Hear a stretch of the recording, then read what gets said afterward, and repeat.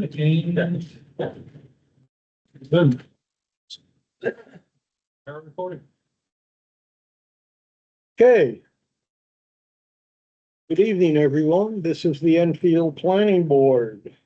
It is the 26th of August. Calling the meeting to order at 6:31. We are in the DPW conference room, and we are also virtually on the Teams platform. Planning board members present from my left. Linda Jones. Eric Russell. Nate Miller. I'm David Frag. Tim Jennings. Paul Bianco. Bill Griffin. Ted Jorgensen, alternate. Okay. We do have, I believe, everybody, 1, 2, 3, 4, 5, we do have 7 full-time board members, so we will not need to appoint either of the alternates. We should note that Jason Carter just arrived. First order of business is a warned public hearing, which is PB 26-08-01. Joan Decato has applied for minor subdivision approval to create 2 lots from 1 at 431 Methodist Hill Road.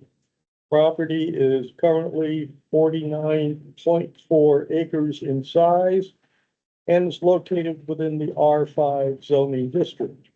The proposal to create 1 new lot of 5.06 acres, lot 1, with the remaining lot being reduced to 44.3 acres, lot 2. The parcel is currently identified as tax map 2, lot 27, and is owned by Joan Decato. Cardigan Mountain Surveys LLC, Scott Sanborn is representing the applicant in this manner. Scott, welcome. Mr. We haven't been through here for a while. Yes. Before we begin, I am going to recuse myself from this hearing. I missed being in a butter apparently by a few feet, but I could probably throw a baseball from the corner of my property and it would land on the subject property. So to avoid any, I'm 31A on the butter map. Okay. So to avoid any appearance of a conflict of interest, I'll go take a seat for this In one. that case, And, you are banished. I will come back for the next hearing. So. And, Ben, would you be For this a issue, sure, official member for the purpose of this hearing? sure. Scott, can you tell us what Ms. Decato wants to do? I can indeed. You all have the maps. I think I passed them around before the meeting. They're on your desk. There you go. There you go. So as the preamble suggested, Joan Decato owns about 49.5 acres, give or take a little bit, on the west side of Methodist Hill Road. This is right up by the height of land. It's a big old farmhouse right at the top of the hill. And she would like to subdivide a vacant lot of just over 5 acres. So 5 acre minimum zoning there anyway. So she would like to take that off, and she's keeping the remainder. Both lots far exceed the frontage requirement. Lot 1 is just a little bit over the minimum required area. And as I said, it'll be vacant. Lot 2 will have the house and the existing septic system, which is roughly shown there in the inset shows the property overview. It's right up near the house. The existing driveway will be used for the house. There's a big spot for a new driveway about halfway down the frontage of lot 1.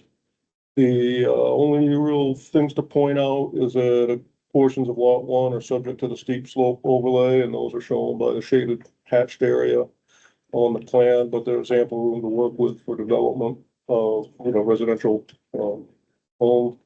And the only other thing to kind of point out with this is that the soils are generally very shallow up there on the top of the hill. And as such, I'm asking the board to waive beforehand, because it would be considered a ledge lot, given the conditions, and DES absolutely allows for septic system to be constructed, but it'll probably take, bringing a little bit of fill into the site, so it doesn't make sense to do that now, because a lot owner who comes in for a building permit would want to put it where they want to build. So I would ask that the board defer, any, requirement for test pit, to the, whatever building permit would be. Usually with a lot that's close to the minimum size like this, we'll do a test pit ahead of time to show you we have a suitable area. But the suitable area will need to be created to a large degree. So rather than, show a site that's 3.5 or 4 feet deep, it doesn't comply with the basic requirements of, usually 5 feet is what you're looking for as a minimum for that. So I'm asking that the board defer that. There's no wetlands to deal with except for one little tiny spot right in the middle of the lot, so that's not an issue.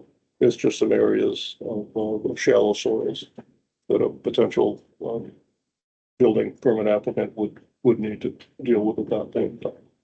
Other than that, it's really simple and straightforward, and open up any questions you might have. Okay, I think the first thing we should deal with is the requested waiver of the requirement for a septic test pit and design due to the fact that it is a shallow soil ledgy lot, and the exact location will not be determined until the future owner decides where they want to put their house. Does anyone have any questions or discussions on this waiver? Sense to me. I guess I should call that a motion Need a motion? and ask them, do you want to make a motion? I move we waive the test pit requirements for this application. I'll second. Motion has been made and seconded. All in favor of the waiver? I, Vote is unanimous. Okay. Discussion on the project itself or questions for Mr. Sanborn. You got a good view? Sure does.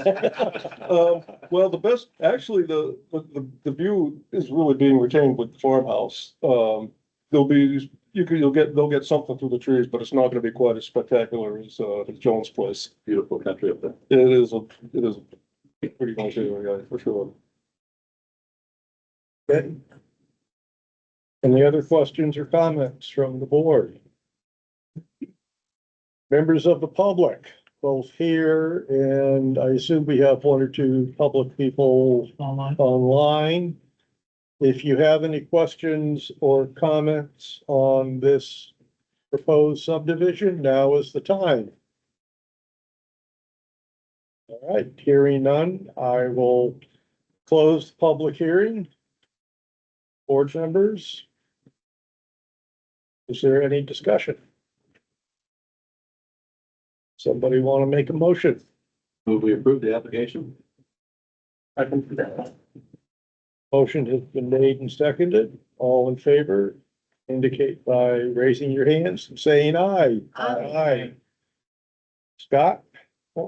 Your subdivision is approved unanimously, subject to the waiver of the septic test pit. Thank you for, Pleasure as always. again, a wonderful presentation. Thank you, sir. And then I can give you that ball as well. Just send me the check. Welcome back, Nate. Thank you. Good to be back.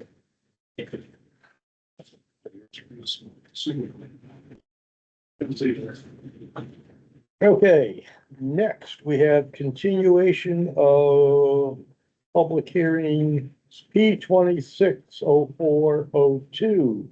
DC Development and Construction LLC, Stephen Doherty, duly authorized, and Maple Street Enfield Acquisition LLC, John DiPotetto, duly authorized, are seeking final major site plan review approval to construct 86 townhouses and 213 apartments. This development is to be called Laramie Farms. Subject parcels are located at 107 Maple Street, map 14, lots 47 and 48, totaling 77.1 acres, and they are owned by Maple Street Enfield Acquisition LLC, John DiPotetto, duly authorized. Couple of housekeeping matters before we really get into the meat of the hearing. At the request of the developers team, they wanted to be able to speak directly with the Verdantis team. And it was thought that there was a decision that set up a no-no on that. In the interest of getting this application through the planning board procedure as expeditiously as possible, a meeting, Zoom meeting was held, when was it, Rob? A couple of weeks ago. With the development team, Verdantis, and Rob and myself participating. I thought it was a very productive meeting, and it allowed a lot of back and forth, which would have taken a month had we not done that. Nothing was decided upon at that meeting other than how to proceed type of steps. So I wanted to make that known to board members and to the public that this meeting happened. And I thought it was an excellent meeting. Second, yes, Were minutes taken at that meeting? I don't believe so. There would not have been a requirement for minutes as there was not a board quorum present. I was the only board person in attendance. And Carl, did you take notes? Yes, sir. My name is Carl Dubay, and this is not uncommon throughout the state where, for any project, it could have been the two-lot subdivision you heard tonight. It happens quite often. It's really a logistical meeting. And to ask questions and get clarification and advice so that we can proceed with our job even better, more efficiently. So it happens many times. Actually, it's very common with reviewing engineers and applicant engineers. They get together and have that back and forth to make sure that we get a product that is as best we can to do that. And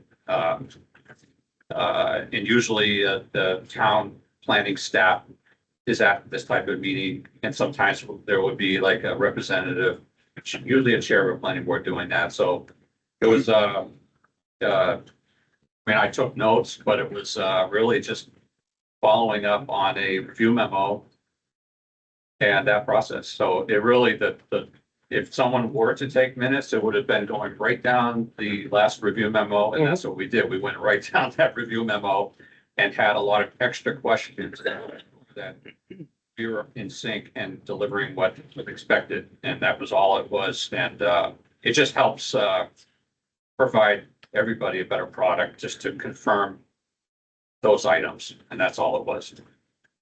Travis, would you have anything to add? I think that Travis Austin with Verdantis, I think, while minutes weren't specifically taken of the meeting, you have all of the information that was discussed.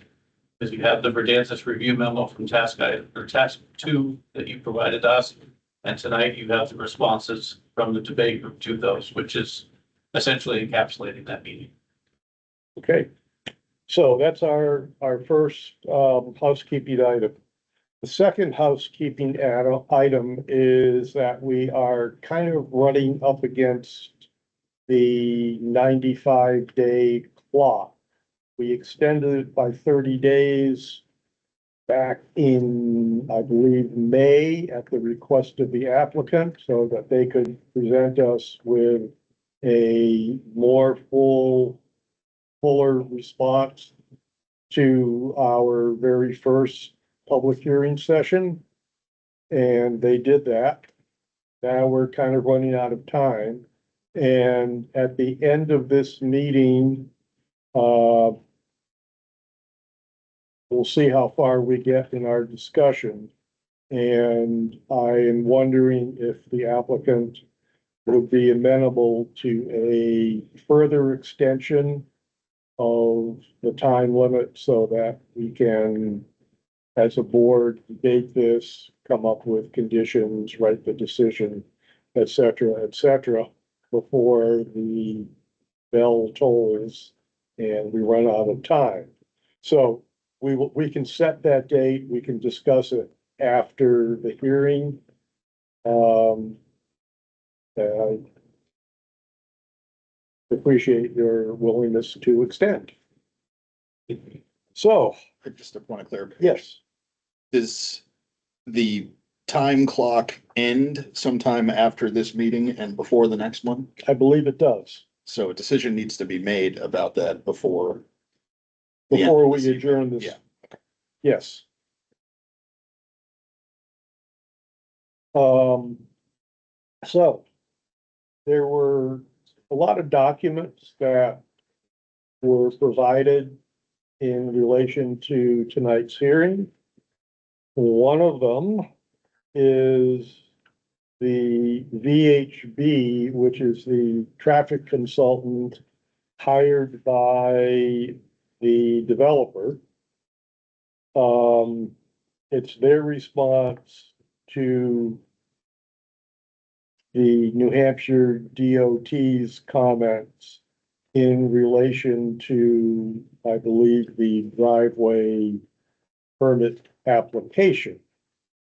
So, Rob, you put that on the screen? Sure can. Here it is. Okay, so the DOT makes a series of several comments asking for clarification, et cetera, and Carl has responded. Verdantis has reviewed the response. Are there, in what level of detail does the board wish to discuss any of these responses? Tim? Initially, I think it would be good to keep it at a fairly high level, and I'm wondering if we could get a briefing by the applicant on what, not a lot of details, but just what the DOT question or ask you to do additionally and so forth, and what your response was, and then what is the status of the.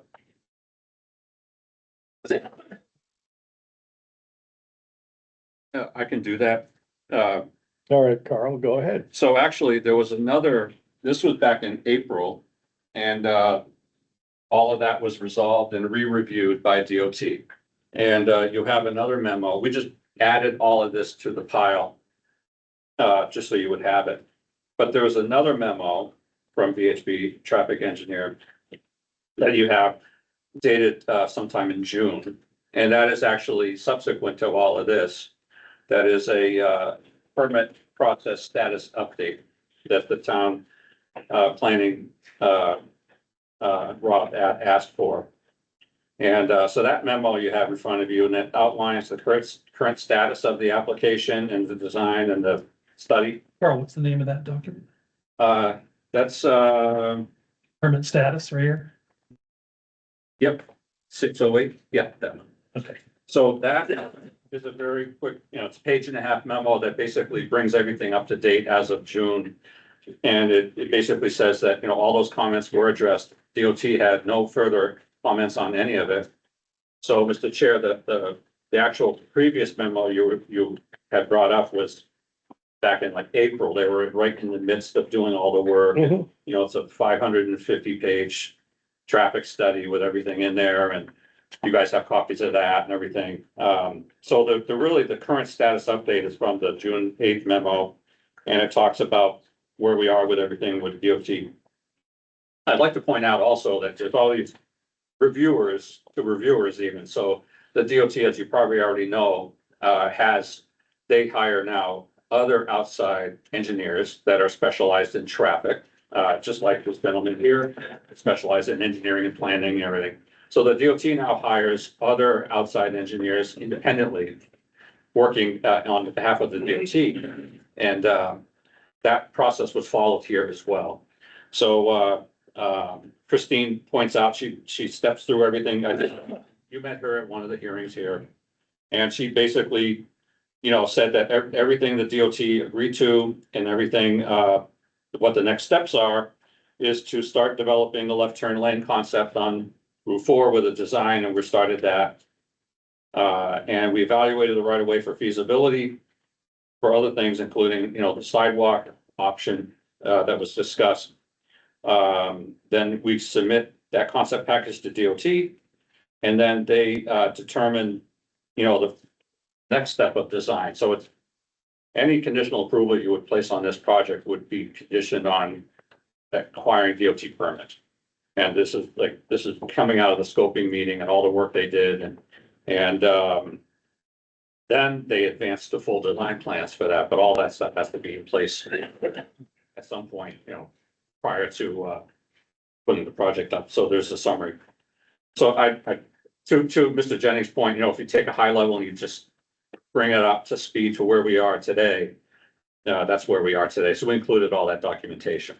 The traffic study did include the evaluation, a detailed evaluation of Route 4 and 4A as well, as requested. They put that together, and the DOT had no more further comments on it. They know, you know, we talked about that's really a political policy thing for funding to, you know, finish that. They don't even know what they want to do out there yet. It might be, you know, roundabout. They're not sure, but they know that it's coming close, and they just need some pressure from representatives to put their money there. But other than that was where we left off with the traffic. We can get the left turn pocket in with a lot of extra work. It is going to be involved in that to get that to work there, but we think we can do that, and it's obviously required. There's drainage there. There's very, very tight right of way there. Just barely enough to do that. But we can, you know, get into the other items for Dantas review comments on, you know, tonight, if you'd like to do that. But that's sort of a rough overview of the traffic, which came out really, really well. I'd like to perhaps look at the traffic study at this point, and maybe you can summarize. I know it's like 100 and some odd pages. So 500 and something. I only saw 100. But anyhow, It boils down to about 22, I think. Yeah, that's it's, right. it's a rather extensive and thorough study. Can you just talk about the highlights? The study was done to DOT and AASHTO standards. There's very strict standards on all of that. You know, same as drainage and AOT and everything. So you got AASHTO and DOT standards. They're jurisdictional to this. And it starts with scoping meetings, and we amended that to add in some more evaluation the planning board wanted. So Christine and her team just went to town on that and did everything. They did everything by the book, counts and analysis of the corridor, up and down the corridor and everything, and did all the ITE calculations, everything by the book.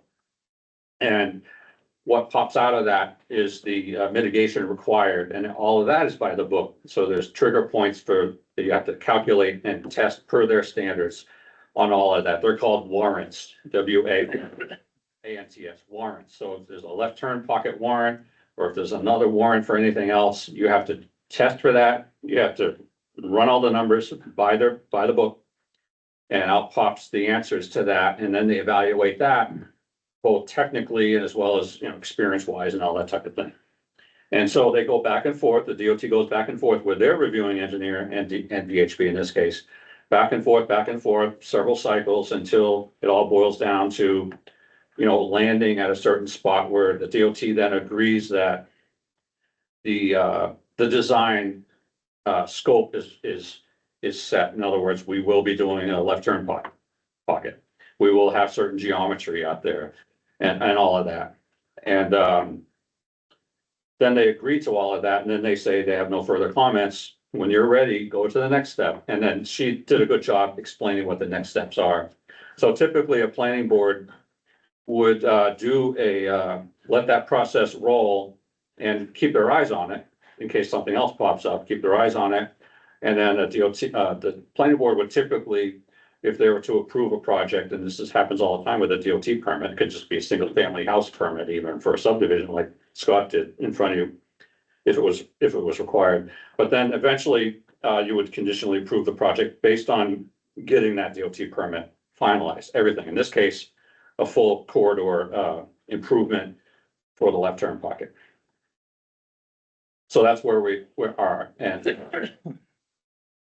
by the way, I didn't realize Scott was ahead of me on this agenda, but if he's half as good as, I mean, I know him as a musician.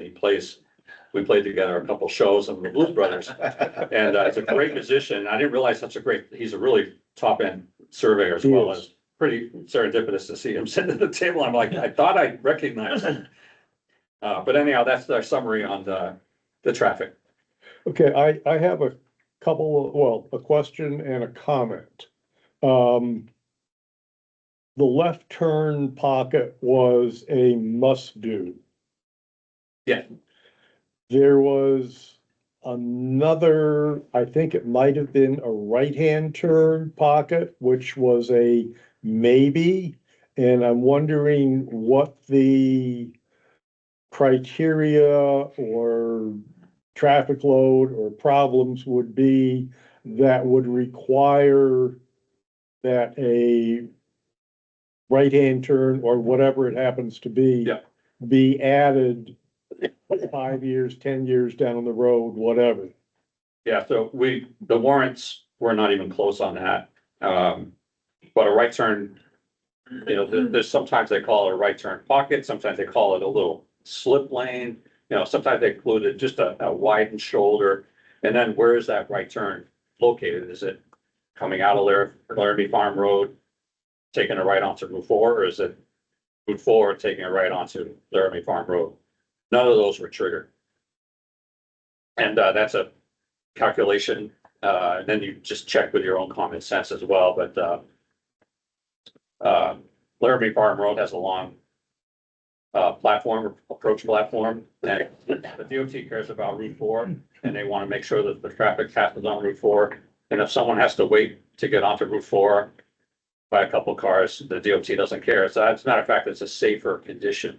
Now, a lot of times when we do this, neither the town nor the DOT want a right turn coming out of Laramie Farm in this case, because what's happening is sometimes you block your own sight distance. So if someone's sitting waiting to take a left onto Route 4, and then you come around to the right of them, and you try to look past the car, you can't see, and then you go onto Route 4, and it causes, an issue. So many times that trigger warrant really has to be strong to be able to say you're going to do a right turn, have anything separate or additional to let cars go through. We know that we have the capacity, linear capacity, as well as the grades and the platform to let if there's a couple cars waiting, it doesn't matter. We'd rather get them to wait on our own road to come out in a safe condition. The right turn, any kind of right turn option on Route 4 to go into Laramie was not triggered at all either. There's plenty of capacity to take right turns unimpeded. It doesn't affect any, the right of way is so tight there anyhow, super tight, but the condition was not even triggered, not even close. And all the numbers point to that as well. Second comment, about a week and a half ago, I was invited by our executive counselor, Karen Lyotte Hill, to attend basically a site visit, with Susan Klassen, who is Assistant Deputy Commissioner of DOT. I did attend that along with, Kate Plumley Stewart, who was one of our select board members. And we looked at, Route 4, the retaining wall by Baltic Street, the box culvert, which is at this point going to be replaced by a very short bridge. And, couple of other things. I did bring up the Route 4 intersection as a concern of the planning board and as a concern of the public. I sent her a copy of the traffic study, or at least the 27 pages that I have. And, I guess I sent that out Friday afternoon, so she, I'm sure, has not had time to read or respond to it. But I just want to make you guys from development team aware of the fact that hopefully it's going to be on their radar, and the intersection very, I guess, high rating for dysfunction at this point in time. And while Laramie is going to generate traffic that will make it worse, apparently there's no higher grade than F. So it is what it is. And as state rep, I will continue to put pressure on DOT to keep it on their radar.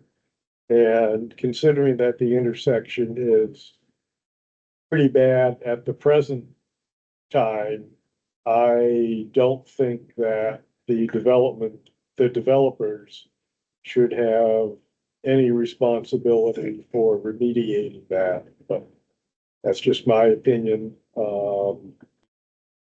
So that's all that I had to say about the traffic report. Nate, do you have anything to add? Our I do. traffic expert. I don't know if I'm an expert, but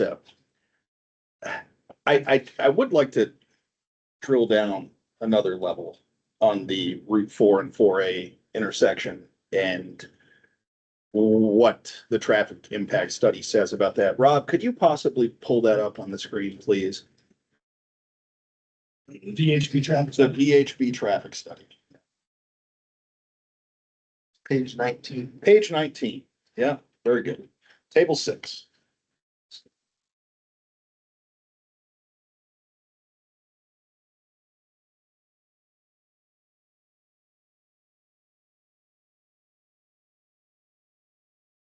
This one right here? Yes, that one, perfect. All right, so let's see if I'm understanding correctly what this is saying. Okay, so 2026 no build, which is the leftmost column on table 6, is basically today's conditions. Without this development, the conditions as they exist today. And if we look at the most problematic turning movement in today's conditions, that is the morning left-hand turn from 4A headed westbound for people to go to work in Lebanon and Hanover. And in today's conditions, when we talk about grades of level and service, that's A, B, C, D, F. Those are just like letter grades that correspond to an amount of delay. Okay, that's what, F is you're waiting a long time to make it. That's why they include the delay numbers. And that's what I'm going to focus on is the delay number. So in today's conditions, currently, as it exists today, the average person trying to make a left in the morning off of Route 4A is waiting 368 seconds to make that left turn. That is just over 6 minutes of delay to make that left turn. if we look at the third column here, 2026 build, that is today's conditions plus this development being built tomorrow and being added to today's conditions. And we see that that 368-second delay for that problematic left turn on Route 4A in the morning is now 513 seconds. So it's already in a failing condition, but just because it's already in a failing condition doesn't mean that this development doesn't have impact on that intersection.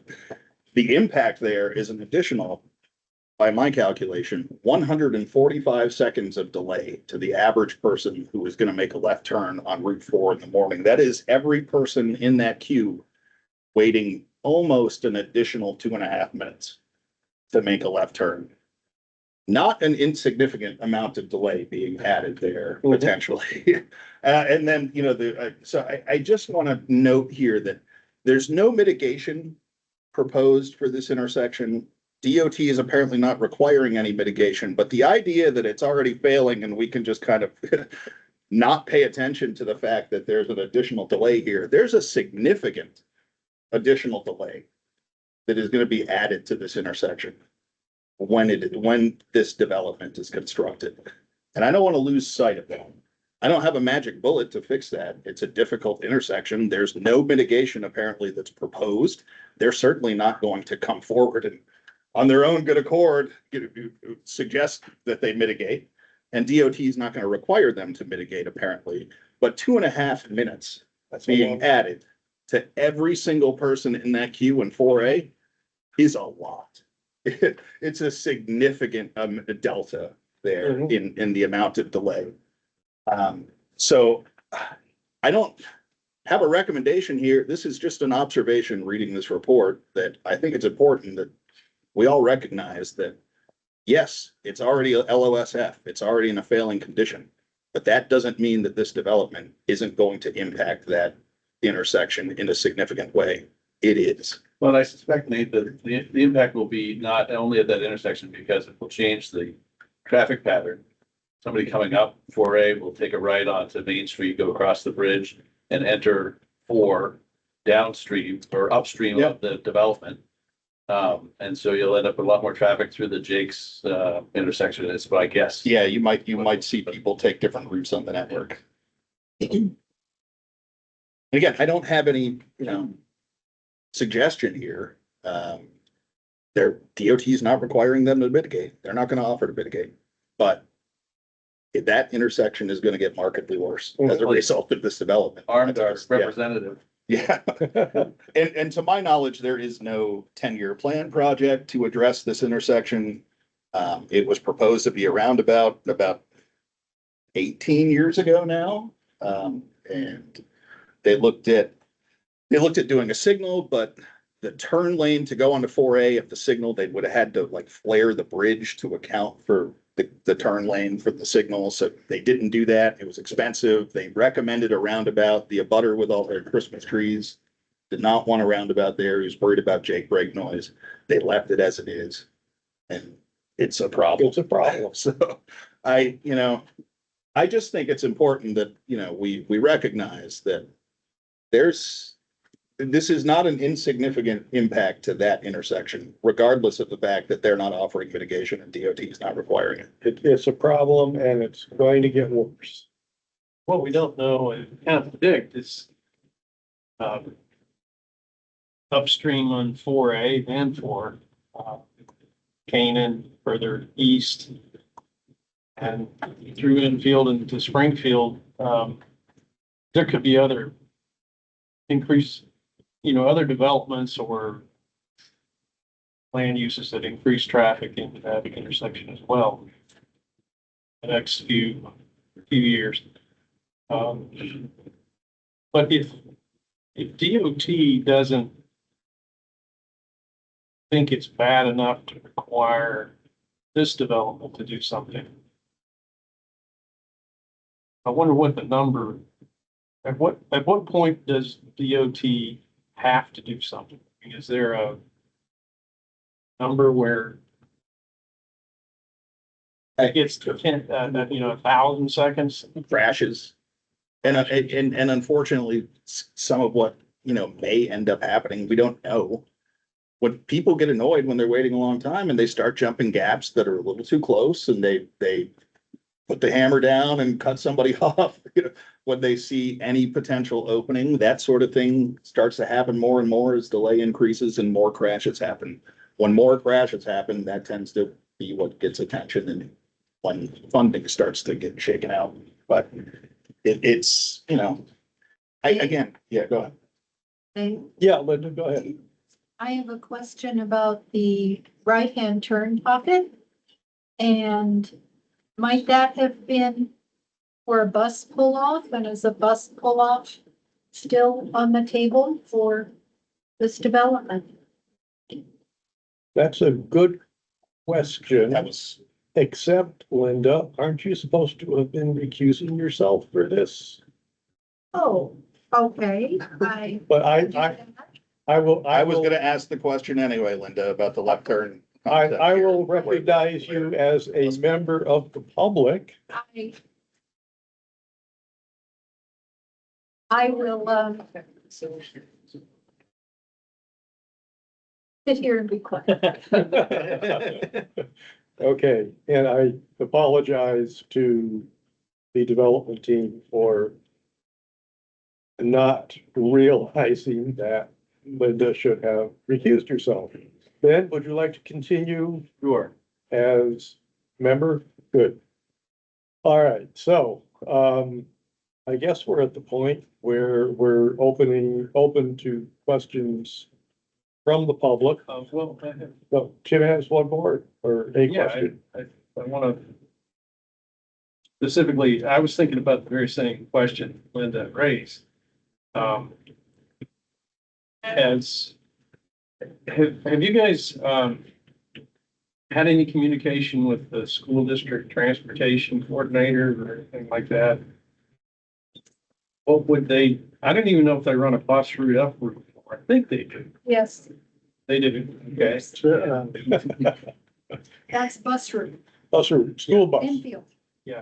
How can they stop to pick up kids walking down the hill? Parents driving the kids down the hill when it's raining, where are they gonna? Stuff like that.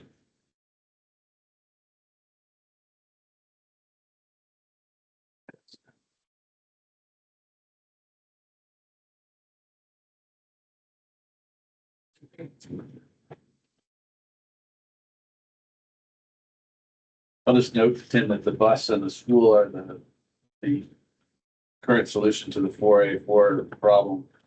Is they stop the traffic on Route 4 to let the kids go across. So it creates a gap. Yeah. But can drive out onto. Gaps are good. Yeah, so a school bus stop there would be excellent. But only during a small part of that Exactly. commute You gotta get window. it right, gotta get the timing right. We looked at all those options. As a matter of fact, at one point, we had a conceptual, slip lane for a school bus. The only problem with that, we ran out of right of way. And if a school bus was stopping in a slip lane, it would create even more of a safety issue because then anyone trying to take a right out of or left out of Laramie Farm Road would be faced with a big sight distance blockage. It's just not a good thing. I mean, the red lights would be flashing. It would stop everybody on the whole corridor in both directions. And it would, it creates some amount of chaos. I think that, certain school districts, depending on the need from, what this would generate for school kids, they work with the property owner and they work out. We have infrastructure and safe facilities in the middle of our project. It just depends on who wants to take the bus and, a lot of times parents drive the kids now, as you know, and really what kind of loading we would have for a bus, option. Now, there are two types of buses. One would be the transit authority, which we also talked to, and, the school bus. The SAU. So, the DOT did not recommend or require us to do anything with that they would assume that they want to keep their routes and corridors clear. And that we would offer those options to both entities to come into our project if they believed that they needed to, or they thought there was a service for that. And so there's two different tests for that. One is school kids and the other one would be for transit. So they're both on the table. We've always been open on that. We've always accommodated. We have accommodations in our project for it if they want to swing in, if they think there's a need for it. But I think that the DOT was not interested in providing any kind of busing infrastructure out there at the front door, because it would just, there's not enough right of way to accommodate the transition lanes and everything else that goes with that. Right? Yeah, I'm just gonna kind of pick up that thread for a second, because I also noticed here in the left turn concept that there was no westbound pull-off for a bus, which we had seen in conceptual form previously. And my concern is more about public transportation, advanced transit.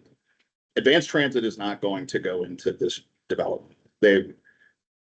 They have carefully for many, many years designed their network to not be deviating a quarter mile into every development along the route. The reason their ridership is as good as it is because efficiency. Tom Prickler, who did their transit development plans for many years, used to have an adage, and it still holds true today. People know when they're going the wrong way on a bus. And when people are going up a development driveway and they're not going to come back out to where they want to go for, after a 5-minute detour, they're not going to take that route. So really the only real way to serve this development with public transit is on Route 4, which is Advanced Transit's blue route. And a westbound pull-off would have been the most efficient way of doing that. Which is kind of interesting, because wouldn't the right of way impact be their property on the westbound side? I don't know, but without that, does Advanced Transit stop here at all on Route 4? And the answer to that is probably not. We could ask Advanced Transit that question, and then we have a situation where we've got a significant number of people with no transit access, with no meaningful public transportation access. And that would be a real disappointment, I think, overall. And it is one of the items that we are supposed to, as a board in the site plan regulations, make sure in section 1.2.9 that there is, transit amenities and transit access. This concept doesn't seem to provide that. And it seems to preclude Advanced Transit as the public transportation provider from meaningfully serving this development, which they probably would be willing to do if there was a westbound pull-off, which we saw in conceptual form a few months ago, but now isn't here anymore. I think that that's a mess. What does the eastbound bus do? Because there's only a westbound person. That's a good question. They do have a shelter westbound on their plan. It's not connected to anything and there's no pull-off to it. But if you look at their plan, there's a westbound shelter. Eastbound it's a good question. I mean, you gotta be able to get on the bus and then get off it, right? So part of that is connected in also with the schools. I can't obviously speak for the school district, but I can tell you what they do now. They definitely would not go into a development. They do not go up and down the roads that service Route 4, whether you're down in the trailer parks, they don't go up those. They stop all the traffic and kids get on and off there. They don't go up Maple and May Street. And in fact, those kids, they don't have any bus stops at all. So they'll come down and go to the elementary school. One of the tremendous benefits of requiring the sidewalk is that they would not have to stop the school bus at this development at all. They would simply have all of those kids walk to the elementary school and get on the bus to go to the high school, the middle school from the elementary school, which is what they currently do.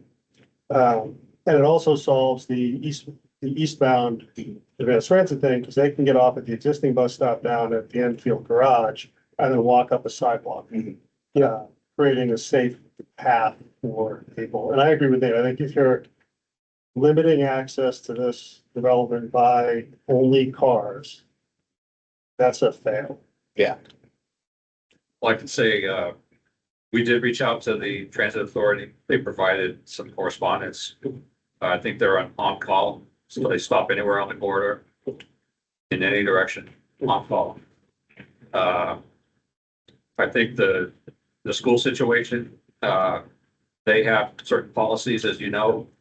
I highly doubt, I know I wouldn't have my kids walk all that way and then stop and wait for a bus, and then, like, that is a haul. I think that that's beyond the pale of a policy for expecting your little child to maneuver all of that. You can take that up with the school district, but that's absolutely. We already did. That's absolutely what the school district does. If there is not a path for them to walk down to the elementary school, the bus will stop at the end of that driveway. Right.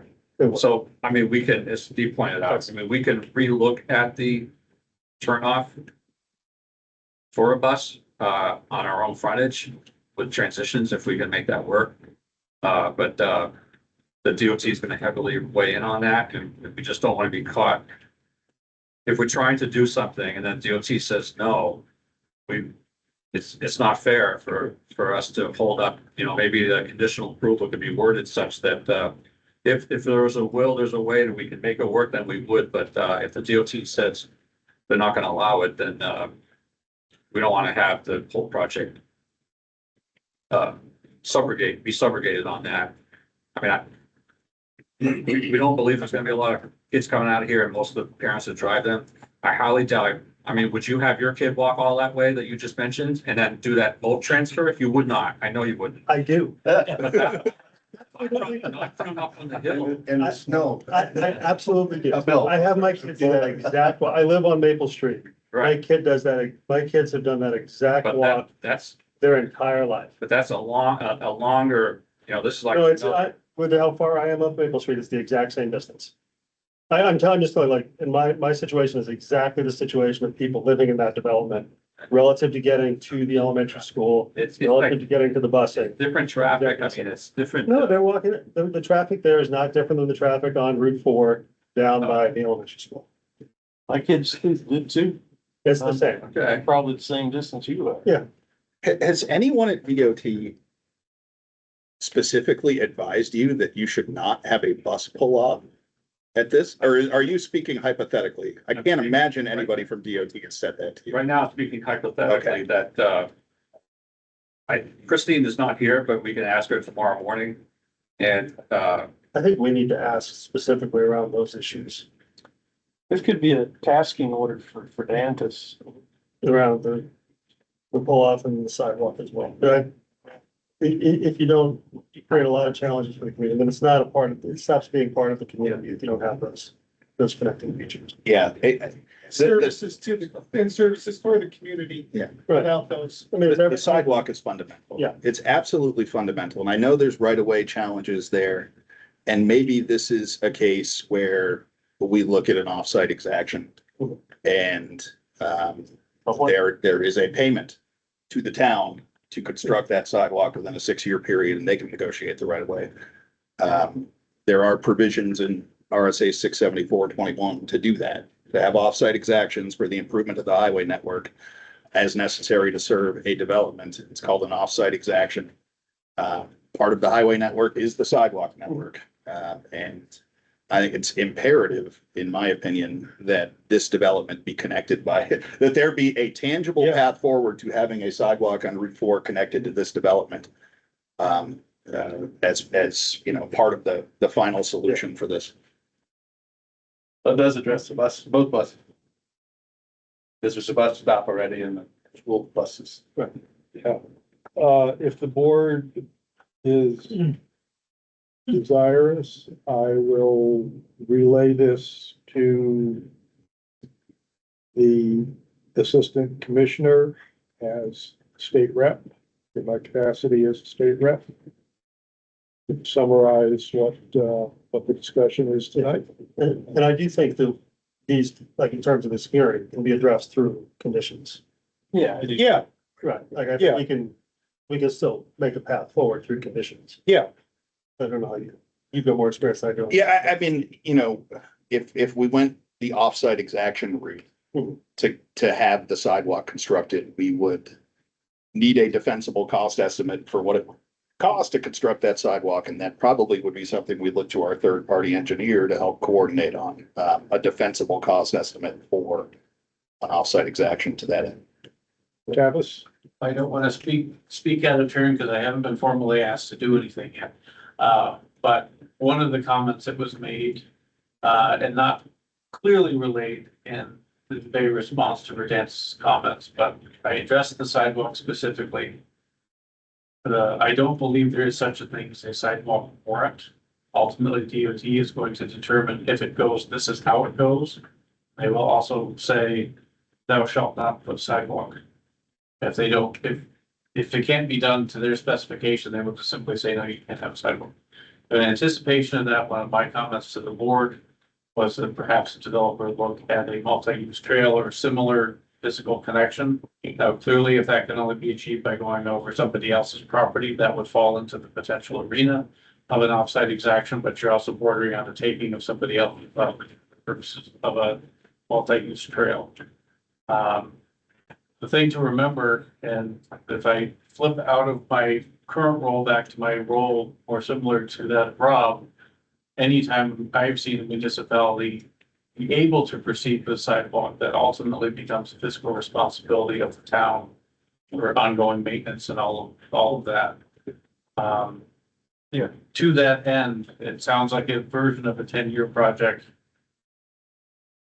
If it doesn't come through some action of the board for this, but to Carl's point, the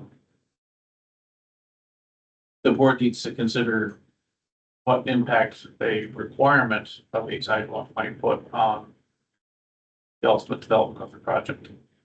It may not even be in the developer's control. The planning board says thou must have sidewalk and they can't get a sidewalk, you can effectively stymie the project. But the offsite exaction would be, we take responsibility, we being the town, to bring the sidewalk to fruition under their payment structure. And Nate, if the DOT says we can't do it, we refund the developer the money? If it's not done within years, I think under law, it has to be refunded. The idea that DOT is somehow gonna stand in the way of a sidewalk is I just want to make Not- sure I understand. realistic. There was a TAP project about 20 years ago to build that Project. sidewalk. It didn't happen, but they endorsed it at that time. I've been noodling around potential conditions. Is this an appropriate time to like bring it for my idea for consideration, or is that It doesn't relate to this particular, specifically around how we might deal with the sidewalk? sure. Okay, I don't want to get ahead of ourselves though. So I may have language wrong, but conceptually, this is sort of what I was thinking about. Was sort of, as a condition of site plan approval, the applicant shall design and construct a sidewalk along US Route 4 from the driveway of the Laramie Farm Development to Flanders Street. The sidewalk shall be constructed in accordance with all applicable requirements of the New Hampshire Department of Transportation and the town of Enfield. The final sidewalk design and construction shall be reviewed and approved by the Enfield Director of Public Works. No certificate of occupancy for dwellings accessed from the US Route 4 driveway shall be issued until the required sidewalk has been completed. The planning board may waive this condition upon recommendation from the New Hampshire Department of Transportation and the Enfield Director of Public Works, only if construction of a sidewalk is determined to be impractical due to right-of-way constraints. If this condition is waived, the applicant shall provide a pedestrian infrastructure contribution or other mitigation acceptable to the planning board in an amount sufficient to fund future sidewalk improvements within the vicinity of the development. Or words to that effect. Or what's that? Excellent. You're not far off. I Yeah. don't think. I mean, if you look at the language of RSA 674-21J. Okay. The failure to adopt an impact fee ordinance shall not preclude a municipality from requiring developers to pay an exaction for the cost of off-site improvement needs determined by the planning board to be necessary for the occupancy of any portion of a development. For the purpose of this subparagraph, off-site improvements mean those improvements that are necessitated by a development, but which are located outside the boundaries of the property that is subject to a subdivision plat or site plan approval by the planning board, et cetera, et cetera, et cetera. the developer is responsible for paying their proportional share of that infrastructure improvement. In this case, we would not need that but for this development. And then the failure of the local legislative body to appropriate the municipality's share of that cost, if any, within 6 years from the data collection, basically the funding turns into a pumpkin after 6 years. The developer pays an exaction to the town for those offsite improvements. The town then brings those offsite improvements to fruition within a 6-year period, and if they don't, the funding, it gets returned essentially. So there is a process for this in RSA 674-21J. There would need to be a transparent way of calculating what that exaction would be, and that is a place where we would probably be looking to our third-party engineers to help define what that cost is for the sidewalk in question. Yeah, we had, the sidewalk that goes from Jake's up to the school now, that portion there, years ago, was just a tiny little thing. Hard to maintain, et cetera, and so the DOT, improved that, but it was a partnership with the town. I had to personally knock on doors and talk to people about slope easements and all kinds of things and negotiate with them. It was a process. And I could see how, while we might not be able to get DOT on board right now, that with the town and Board of Selectmen support, and legislature, et cetera, that we can push that forward. Mhm. There seems to be technically a way to do it. It's just, it could be expensive. And just to sort of kind of summarize the issue, it's my understanding that the developer really has not objected to paying for the construction of a sidewalk. The issue is right of way and the supposed or current inability to do it because of roadblocks thrown up by DOT. Have I summarized that correctly? Well, Mr. Chairman, Steve Doherty, BC Development. If Maple Street is the same distance, why can't we have a pathway getting us down to Maple Street where they can walk where your children walk? And it's, Because you end up double the distance when you go that way out of your development. oh, okay. I thought you said they were the same distance. No, from your development, if you go down along Main Street, down along Route 4. Yeah. Is the same as coming down Maple Street along. You go up through your development to Maple Street and then come back down. You've done the long side of that. It's sort of a square, and you've done the entire, more of the square. And you can just look at Google Maps and 'cause I did Yeah. that to see what that distance would be. And you can see it's about double the distance if you go that way versus if you go along Route 4. It'd be attractive on a bicycle, but not walking. And one other maybe very remote possibility, but Liberty Utilities has a utility easement that runs from the middle of your development right down to the backside of Jake's Market. And I have no idea what they can and can't do with that easement because it does cross private property, but that might be something to look into. Interesting concept. Thank you for bringing it up. Can I just, as another point of clarification, it's been brought up a couple of times that DOT is a roadblock here. I just want to be clear. Has anybody from DOT said we're against this idea of a sidewalk I've here? heard nothing. I can't imagine that we have heard a no from anybody at That's correct. DOT. It's in the summary. It's in our 1.5-page summary. That This is hypothetical. they talked to DOT about the concepts and everything, and they just need to know where we are with the design and is there physically a way to do it that is reasonable? And we need to get back to them on that. But I think also with the chair mentioning he would like to have a conversation or I think that you were probably on your topics, your items, except for the last one saying there's a blockage I think the DOT would say, well, show us, and that was part of the process, and, you know, would it be feasible or not? And, we have to, if you were gonna do a cost estimate, you know, you're looking at the water main that's tucked into the slope there, that's on the right of way. And how does that affect with cover and everything? There's also a lot of drainage down through there that would need to be upgraded, and the sidewalk needs curbing and it dominoes into a lot of stuff. In that stretch, that 1,400-foot stretch. Dan, Yes, Rob Taylor staff, Dan Kiley's idea has always been to try to approach Bill Warren, Relham Farms, because there is obviously he's got that strip of land between the developer's property and Flanders. And there is a piece of land that Relham Farms property actually has that comes right out onto Flanders. Have you seen that? So that might be something to explore as well. I think I might have mentioned that to you as well for the multi-use path. Yeah, one challenge with either the right of way options is the winter maintenance and keeping it clear for people to use year round. Because if it's a sidewalk, it does fall to the town. If it's on private property, it would not.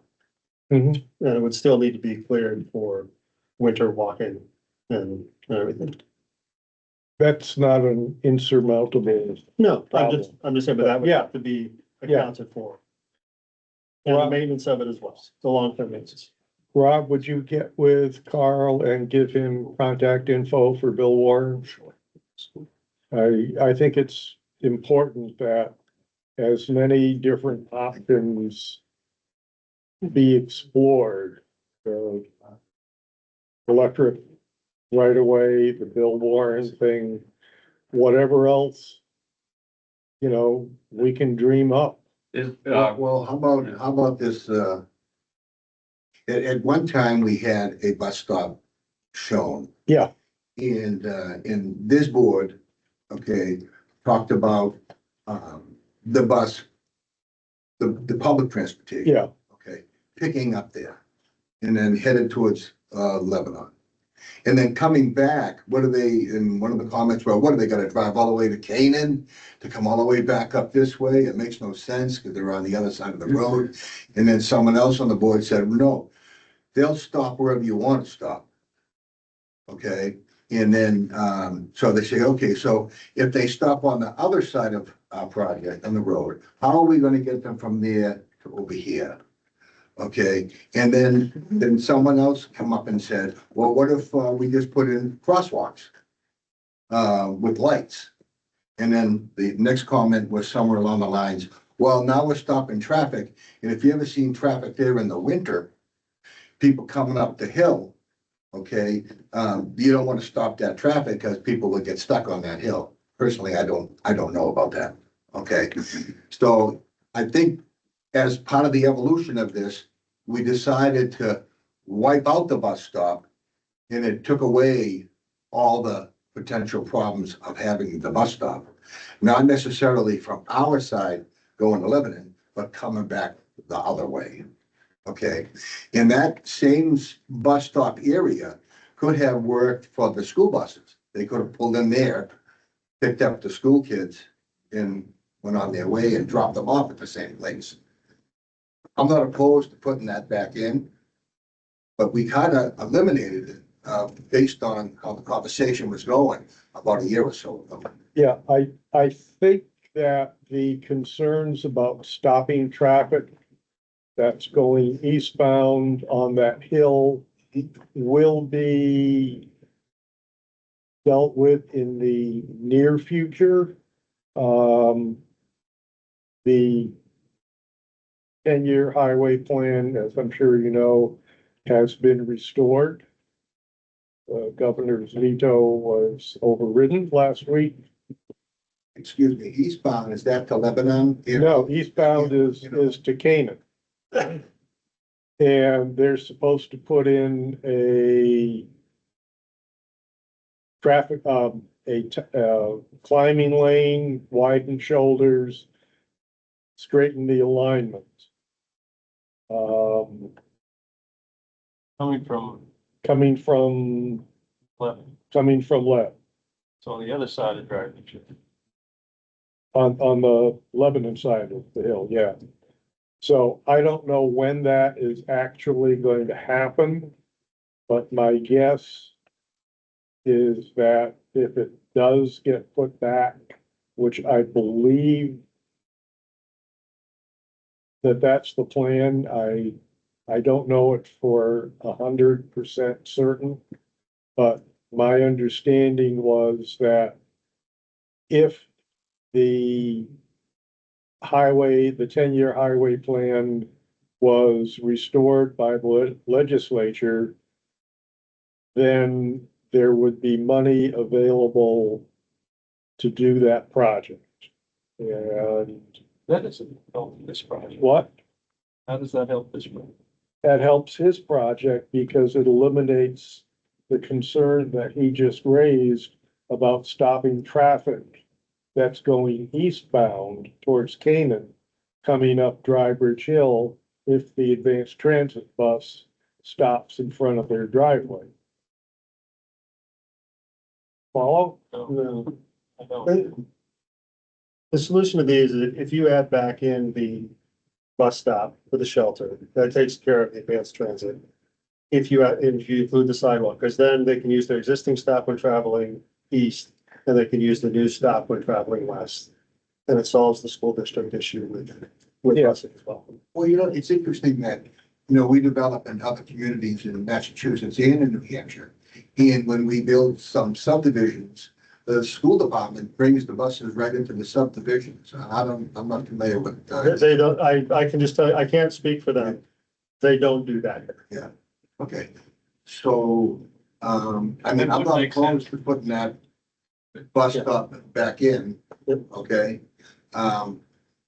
Just so you know, the evolution of how it got Yep. taken out was because of the comments. So it was like we arbitrarily just said, hey, we're taking that out, we'll see you later. And it was, again, it was a lot of strong, public concern. I know Linda, wherever she went, she was one of them. Okay, you're over here. So she was one of the persons at the public hearing that talked about, they'd have to go all the way into Canaan. And then they have to drive the whole route to come back. It doesn't make sense. They would not have said that because I know that's not true. They will stop at Hughes Park. Well, I know that night, it was also mentioned that they will stop at Haynes. Yes. Yeah, okay. There's gonna be obstacles for it. There's been a lot of obstacles that have been overcome. Yeah. But at the end of the day, this was a fundamental ask at the beginning of the project. Was this sidewalk for the connectivity to our town, to our schools, and for the people. And I just think we need to get back to putting that as a priority on task. And I'm sure we can get it there. I've heard a lot about that, I haven't seen anything from the DOT saying no. I don't know if they've been specifically asked to work to try to get it. But I think that's the direction we need to go. I think where we're at with that, and I agree with you, we have been talking about the sidewalk from the beginning of time. And we have spent a lot of time and money into trying to design and make it work. And at the same time, our traffic people have talked to DOT about a sidewalk and waiting for a design. And here's where we and along our way, we found out that you had a water line that's tucked into the hill. Like where we would want the sidewalk. At the same time, we know we have drainage there. And then we don't have enough right of way, so there would be some land taken. And we know we can't take the land. So that would be on your side, we have to take the land. And in some cases, if the sloping involved, some of the sloping goes right up to two of the houses. And I think that those people are gonna have, a little bit of a concern with the sloping going that far into their houses. We had to build retaining walls on the Main Street part. But it would still be land taking. Oh, yeah. Yeah, Yeah. okay. Well, So, and I think at one of the more recent meetings, we talked about that if there was gonna be a land taking, we can't take it. The town has to take it. And then the people that were were being taken their land from would not be too happy about the whole thing. So then we talked about, well, let's try to come up with some alternatives. All right, at that time, we didn't go much further with the design till we got feedback back from the town that we're gonna do land. So I understand you want disconnected. We've always known about that. We've been working towards designing it, getting it done. But when we ran into that obstacle about not having the land, and that would put the ball back over here, saying, you know, you get the land. Okay, or can we find an alternative? I think we're at the point now, we're gonna try to find an alternative. I understand, I wouldn't want to see any kid walking down there, like, I mean, are there kids now that live on Route 4 that are walking down Route 4 to the school? I don't know that. Okay, but how do they get from their home now They're in the bus. to the school? They're on the bus. That's Stop the there, thing. pick some There, up, there, right there are no houses that are closer than you right now. Oh, okay. But yes, like my kids walk on Route 4 to get to school every day of elementary school, middle school, until they got a driver's license. Right. But they walked on the section that had sidewalks. It was very pleasant, the sidewalks. You may have sympathetic property owners on the other side of Route 4. In front of your property, further down towards the town. I'm just gonna characterize it that way, Rob, you know, Doesn't Nate's proposal solve this? Because it. It does. It's on the town that's got eminent domain powers to. It take does. the land that it You needs know, to do a public good. Exactly. You know, it becomes a matter of how much is it going to cost? Does everybody agree on how much it's gonna cost? And then the funds are, you know, then are made available to the town and the town executes the project. Right. but I think you've got to, that seems to be like the fallback position. If it can't be worked out presently with Route 4 and the constraints we have, and we can go that route. At the end of the day, for me, there needs to be a tangible path forward to a true pedestrian connection from this development to the rest of the community. Yeah, agreed. Yeah. And to the offsite exaction concept provides a tangible path forward. I'm not saying it's the only way of doing it, but it meets my concern of having a tangible path forward, because I think that is a tangible path forward. Well, it keeps these guys out of the situation where the landowner knows this is a must have. And, you know, breaks them over the barrel for the 6 feet of land they need to make the sidewalk go through. If the town wants this, then the town should figure out what it's gonna cost, ask them for the money, and then facilitate the construction of it, because it's gonna take some people's stuff between here and Maple Street. Yeah, and part of that offsite exaction could be for, you know, design services. We can figure out how to minimize all of those impacts and make the smartest possible design and et cetera. To make, you know, any of those impacts as minimal as possible. But at the end of the day, we need to have a tangible path forward to a pedestrian connection that's meaningful. So who would we be negotiating with over the price? Is that this board? But we need an estimate from somebody. Somewhere else? Yeah. So Verdantis or somebody else has to give us an estimate for the cost. There's two pieces. There's the cost and then there's the proportional share. Mr. Miller's correct. That method is used to frequently address this type of thing. And I just wanted to comment on Mr. Russell's condition. Well stated. I believe the only reservation I would have is if he went in that direction, that he had a condition that no certificate of occupancy issue. If that didn't happen, it would be our position once we pay the money and agree to it. That becomes the town for Smithville. If it doesn't, you don't have a fund pregnant project that you can't. No, I would agree with that. Yep. Yeah, that, I just said it. Yeah, well, It makes it. And I will say that I agree with that. If we go that route where there's a payment for the town to administer, I think then it stops being your problem. we'll have time to work through these conditions. I thought it was well stated. I just wanted to make that note. So do we need Verdantis? It seems like we need Verdantis to participate in this process to figure out what is the best option for providing the pedestrian access downtown. Yeah. Can I make a suggestion that we ask Carl maybe to first you need the design, right? Come up with the design and then price it and run it by Verdantis and have a conference with them to see if they can reach a meeting of the minds of what the value is. Yeah. And then I think the prorated share is a statistical analysis that we can do and make a presentation, have a conversation about it. And to that end, I would suggest that the concept that Carl originally developed that we saw a number of months ago for that sidewalk, you do have a concept for that, that be the basis of the estimate. Yeah, and the only thing, and I'll put something on Rob, the town owns some specific sidewalk maintenance stuff, which is just the width. So Rob, make sure to get them that information. It's the width of our existing sidewalks, so I assume it's not oddball, but we have sort of maintenance equipment that we would We have. started, as Steve pointed out, we started this process some time ago, but we stopped temporarily to figure out where this was going. But we had started with, the standard sidewalk section that the DOT has out there, so it would be consistent. Yeah. With the laneage, the white line, the separated and white line, and the vertical curve with the sidewalk, all that would be consistent. We actually started that design, we started the drainage, we started all of that. And we know where, the sloping, the only thing is, we don't know where the water line really is, and we're not really sure how it got put in, but, other than that, I think we can advance the plans on that where we left off pretty well, because we had them pretty well along. And so it is, like you guys said, it is what it is. And I think if there's a path to that success, then we can go back on that set of plans and get you guys pretty quickly, you know, what John Cronin just mentioned.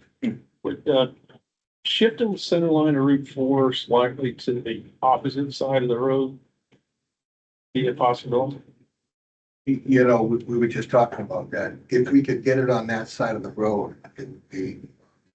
Not Some the of the sidewalk. issues going down over there, but I mean, other than that, I mean, we wouldn't have the drainage problem that you have on this side, wouldn't have the land taking as much as we have on this side in that water line. That's why I mentioned the Very- sympathetic landowner. That's a very, so why don't we look at it both ways?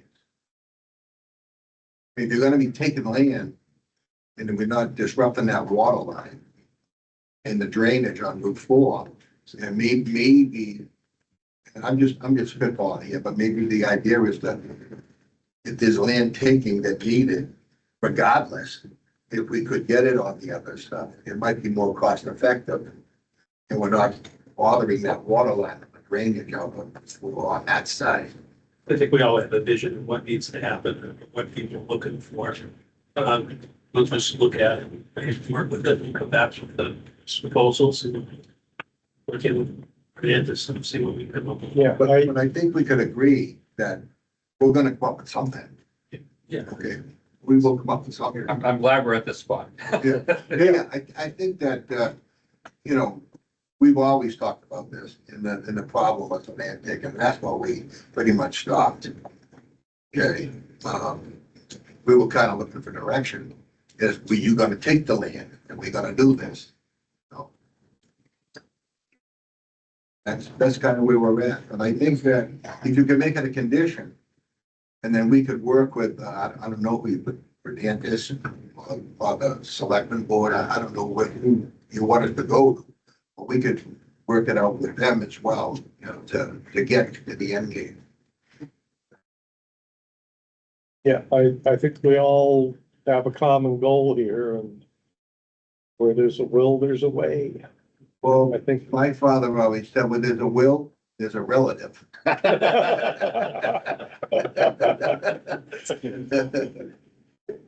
That would be dictionary definition number 3. Yeah. Okay, so I think we beat the sidewalk issue to death. For the motion. Steve, By putting that bus back in, are you putting the bus thing back in? yeah. I would say, yeah. Yes, yeah, I would say, I think transit connectivity is very important here. It doesn't hurt to have half the route served. But it could serve the school as well. Yeah. So it covers us. Yeah. On both ways. Okay, All right, we can make that a condition. Well, you also have, if you do have a bus stop there, you also have the issue that parents driving their kids to the bottom of the hill to get on the bus. Think about that too. But we've got a little bus station then, they could just, yeah. They do have a seated, bus shelter with seats on their plan at that location. So. What we did, Yeah. we can, I guess, put it back in and, you know, Yeah, put it back in. work out something.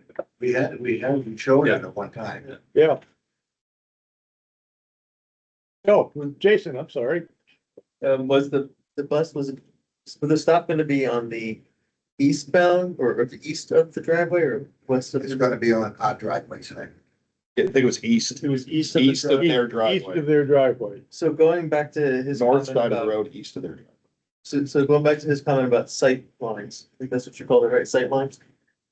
Yes, we'll have to figure something out. I think if there's a will, there is a way. Might bump the cost up a little bit, but I think we're at a point now where we need to move on this one way or another and work something out. And I think, we're hearing, Mr. Russell, Mr. Miller, the chair, obviously, Mr. Jennings, and now you and the board, we're hearing you, and I think we're focusing now on, I think, the path to success. So my question though. Yeah. If it were on the westbound side, your sight line to, the majority of it's right turning. So they're gonna Right. wanna look to the left to look for traffic coming. So you're saying to stop the bus if we have room, or we can work something out. So if it goes past Laramie Road and it stops there, we might have the bus stop on that side. Well, there's options like, you know, that Steve mentioned. That's a great solution because then the bus is not stopped. You're not looking through the bus has already gone through. But the sitting place for the bus continues to the other side of our road. So there are ways that there might be, that's a great. That's what we're gonna look at it. You know, one way or another, if we draw up the optimal solution, then you'll know where the takings would be or temporary Yeah. easements or something like that. Yeah, I would note that when the advanced transit bus going towards Canaan stops by the community building, it stops traffic because there's no place for it to pull off. So having the bus stop, pick up or discharge passengers. David, Yes, for going to Canaan eastbound, if you have the sidewalk, they will drive to where they currently stop at the Enfield garage, where they do pull completely off, traffic is Yeah. able to go past, and it's not an unreasonable walk up a sidewalk for people traveling that direction. yeah, So coupling with the sidewalk solves that eastbound issue Yeah. for advanced transit.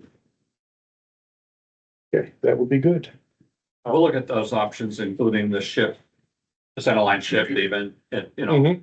and looking at that option of, the other side, how efficient that could be, construction wise and cost wise and providing that landowner solutions, because they have some challenges there themselves, that this might be a win-win actually, but, we can look at all those. You were gonna. Do you think you can bring that back to us in a month?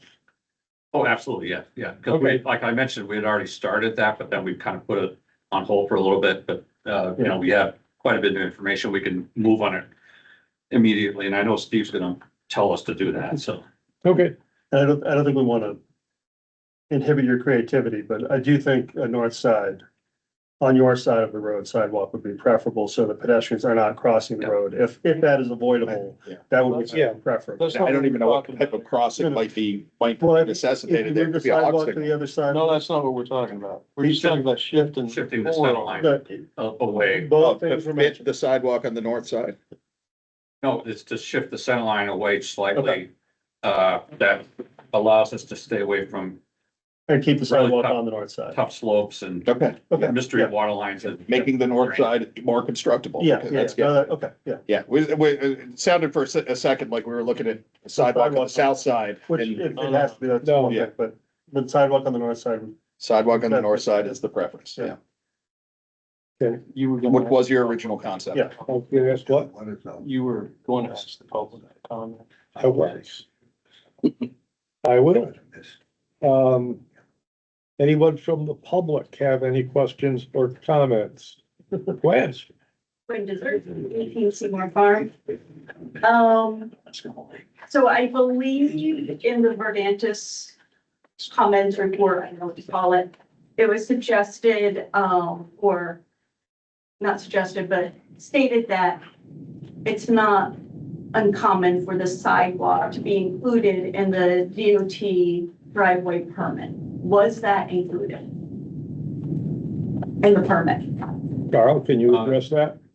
A side, if you were to do a sidewalk or any work in the right of way, doesn't matter what it is, we need a DOT permit. That's an independent issue from who maintains it, but But was it already included in the permit that was submitted to the DOT, or to the permit application, whatever it's called, to the DOT? I'm not sure, that's a good question. Answer to that, I have to ask Christine how she handled, because we had multiple layouts and concepts, and whether or not she used the sidewalk or had it taken away with her. She was focused on vehicle traffic, but I think that's a great question. Because if we're doing a sidewalk, it has to get back into the DOT scope, and I think the DOT recognized it in their review comments saying, if you could fit it in, great, we'll accommodate and review that. But they did recognize that be some kind of takings or thing, one way or another. And if we could get over that with a package that you gentlemen talked about, I think that could be reincorporated. Doesn't matter to me, doesn't, but one thing I noticed, I think, on the plans with the left turn lane pocket, it's already pretty tight there, even if you take land. Is what little shoulder, whatever's there, is there even gonna be what little bit is there now for potential bike traffic? I know some people bike quite a bit. I know I pass quite a few people on bikes on my way to work. It's already pretty tough in some of those spots to get around the bikes safely. You've got to slow down sometimes, or hopefully. So if that's minimized, is that minimized even more than what is out there now? I think that, number one, I recognize what you're saying, and I agree with you. The DOT on this corridor has a ribbon, like a standard package of a center line with a lane width, and then a white sideline, and then a paved, it continues. There's extra room between the white sideline and the face of curb where you do have sidewalks up the street 1,400 feet away. That consistency would continue.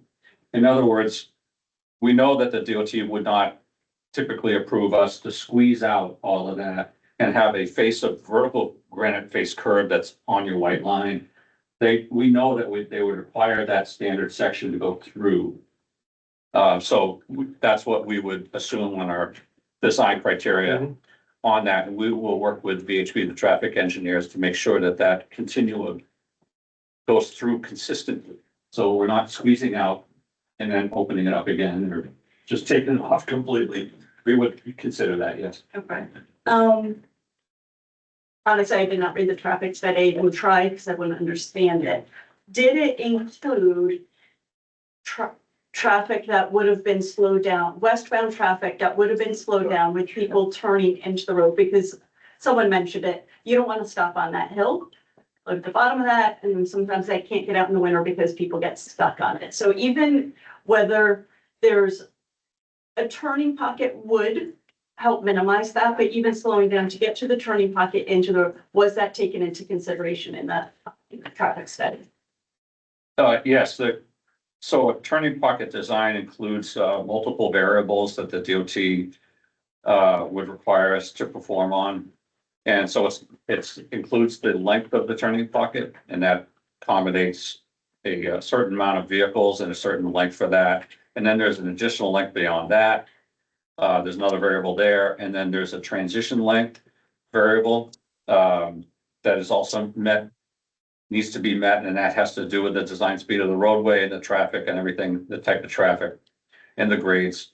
So there's like a a series of sequential variables and lengths and angles that we need to meet to accommodate a certain type of turning pocket. So the answer is yes, that was included, and that will be reviewed when we come up with, I think, probably a different or expanded scope of sketching that includes grading and includes the alignment of some of the features you just talked about. Anything else, Gwen? Couple more things just on. Okay.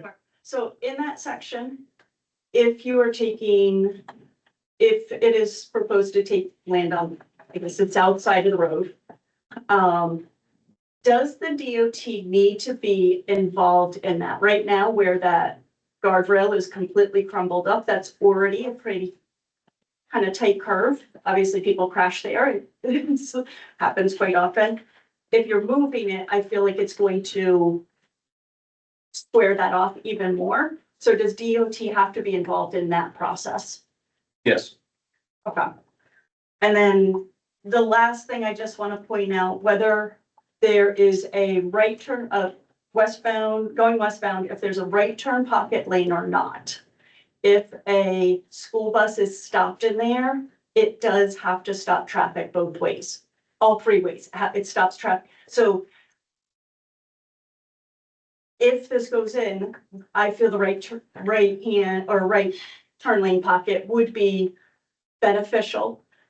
If advanced transit doesn't have to stop it, but a school bus does have to stop it, and people coming out. So people coming out wouldn't even be able to turn onto Route 4 until that bus turns their lights off. So just to consider, if it's there, the school bus would probably use it, and then it would stop traffic, which would impact the people westbound who could get stopped on that hill. And I think it was, I don't remember who said it about kids taking their kids down.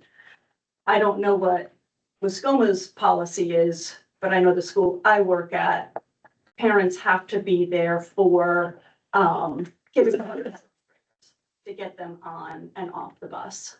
Again, I don't know what Muskoma's policy is, so that would be a consideration, something that should be looked into in case it would increase traffic if people were bringing their kids to that school bus. Stuff. Derek, do you have any? I don't input know on what that the policy is, because my kids walk. to Your kids school. walk. So I don't know what that policy is. Okay. Yeah, you I might, don't know you either. might wanna have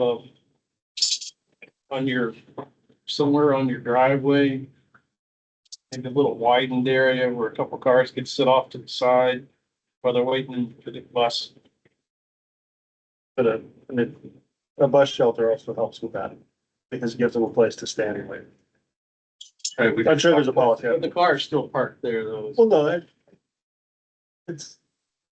I think you might be surprised how many people are willing to walk a couple hundred meters to, get Or there. forcing kids to walk. Yeah. Yeah. Well, yeah. And then I just want to reiterate what Eric had, I think it was Eric had mentioned, that the land to accommodate for that turn pocket would be the developer's land. So it should be able to be accommodated. I believe all of them. I don't know exactly how long it is, but How much frontage do you have on Well, Route 4? just very little to no additional frontage, to the west on our frontage from our road, but, we just have to work out the geometry of if we're doing a slip lane or a bus pocket or whatever you want to call it, they have to get back onto the flow of traffic as well, and can they maneuver the bus forward through our intersection because people stop anyhow to get back on there, because we don't have room, there's no room, to the west of us on our own frontage from our own road until there's someone else's property there, so there might be more right-of-way issues but I think we come up with some solutions and, work out some rough grading and utility work or whatever, and then just get that to the town reviewing consultant and our traffic engineer, and somehow get DOT involved and figure it out. We have to figure it out. I think that's really where it's gonna come out, and these are all good questions and things that we have to address with these options. Okay.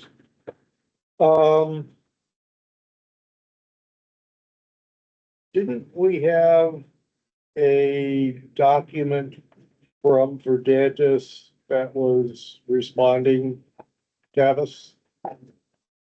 It was turned in, I don't know if you have copies of the document. Like, it's not on the agenda. I know that we've seen it. Dated July 31st. So Rob might be able to pull it up.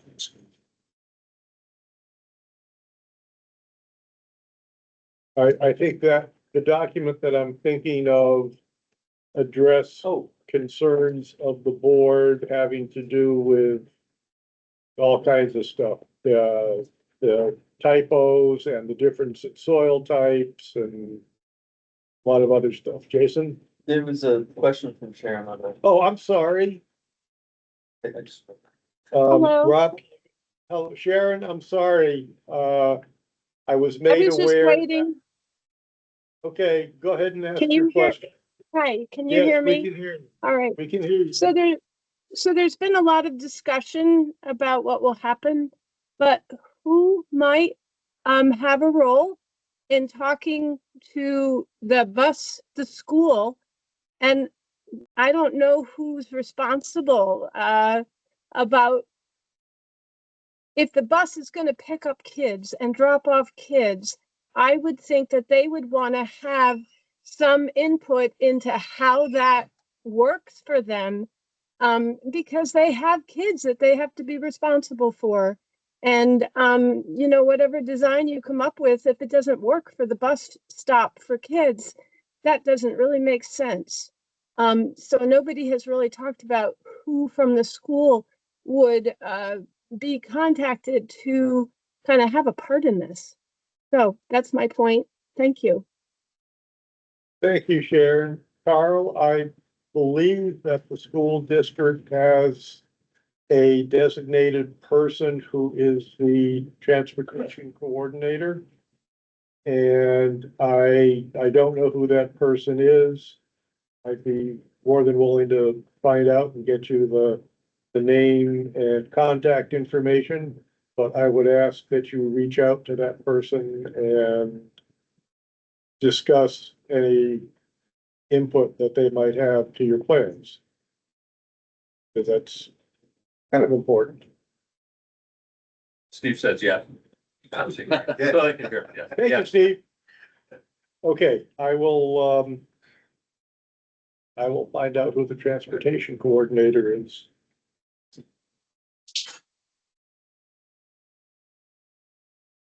And now on to Tavis's memo. You want me to go through the Yeah, memo responses? Okay, so this is Verdantis response to task order 2. I'm not gonna read all of the words just because people can get copies if they want copies. First bullet was to address condo documents. What do we need as far as condo documents? So in general, I'm just gonna throw this out there in the meeting. Verdantis hasn't received anything regarding a subdivision. So I know that long before Verdantis was included in this discussion, the developers team has talked about, well, the townhouses are gonna be condos, and these are gonna be apartments, and I think that's just a clerical thing that needs to get addressed with the board. I don't need to dwell on it from there. Whether it's condo documents or homeowner association documents, to deal with the road and the emergency egress and all, you know, the maintenance and all of that. That's typically what's in the condo docs or the homeowners association. Condo specifically, there are certain statutes that go with that. So typically, my experience has been the planning board has required condo documents or HOA documents. Town council reviews it for their compliance. Developer's attorney, town attorneys talk, everyone says, yes, everything's legal on the go.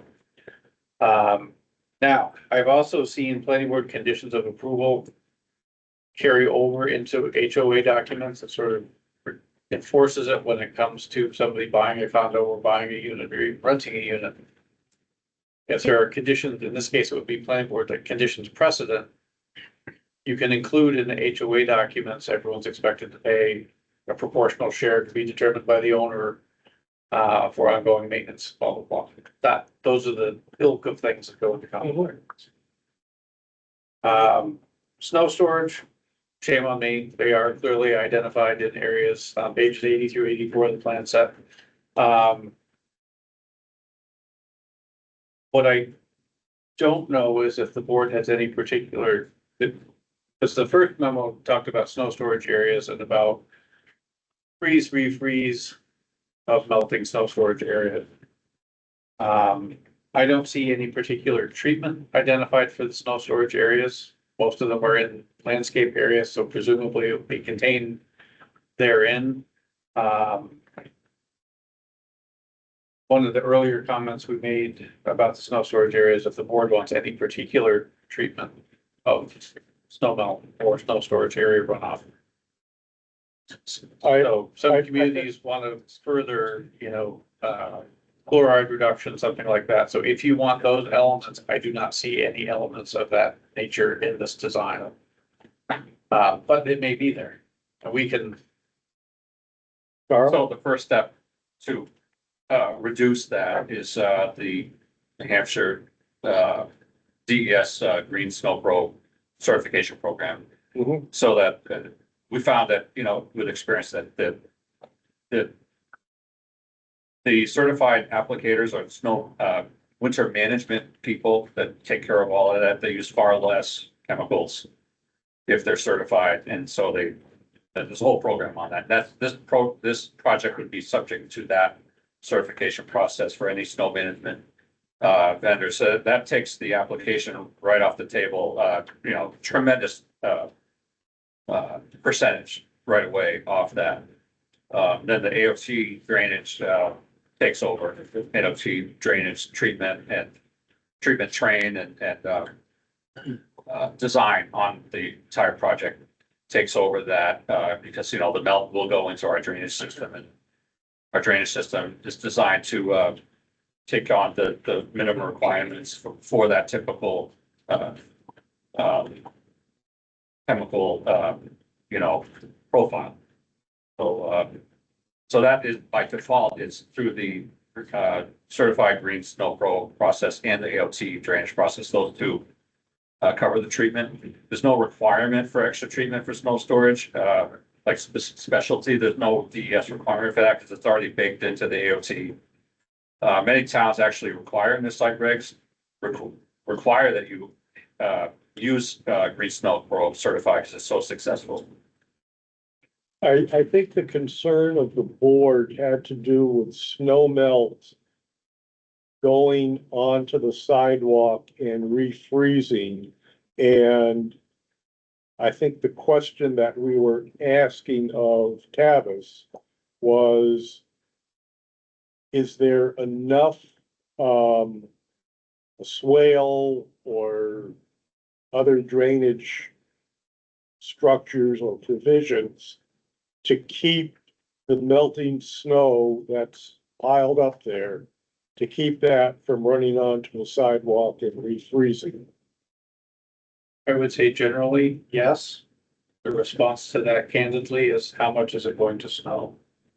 Because obviously the longer you're pushing it, the more you have, and all of those conditions change. But all things being equal, yes, it appears that's been addressed. So with Green Snow Pro, I saw there was a whole detail sheet in the plans on Green Snow Pro. That is something that needs to be in the homeowner's docs. The board may even want to consider an additional condition for annual reporting on that, success, failure, et cetera. I think I'm gonna skip over the sidewalk bullet.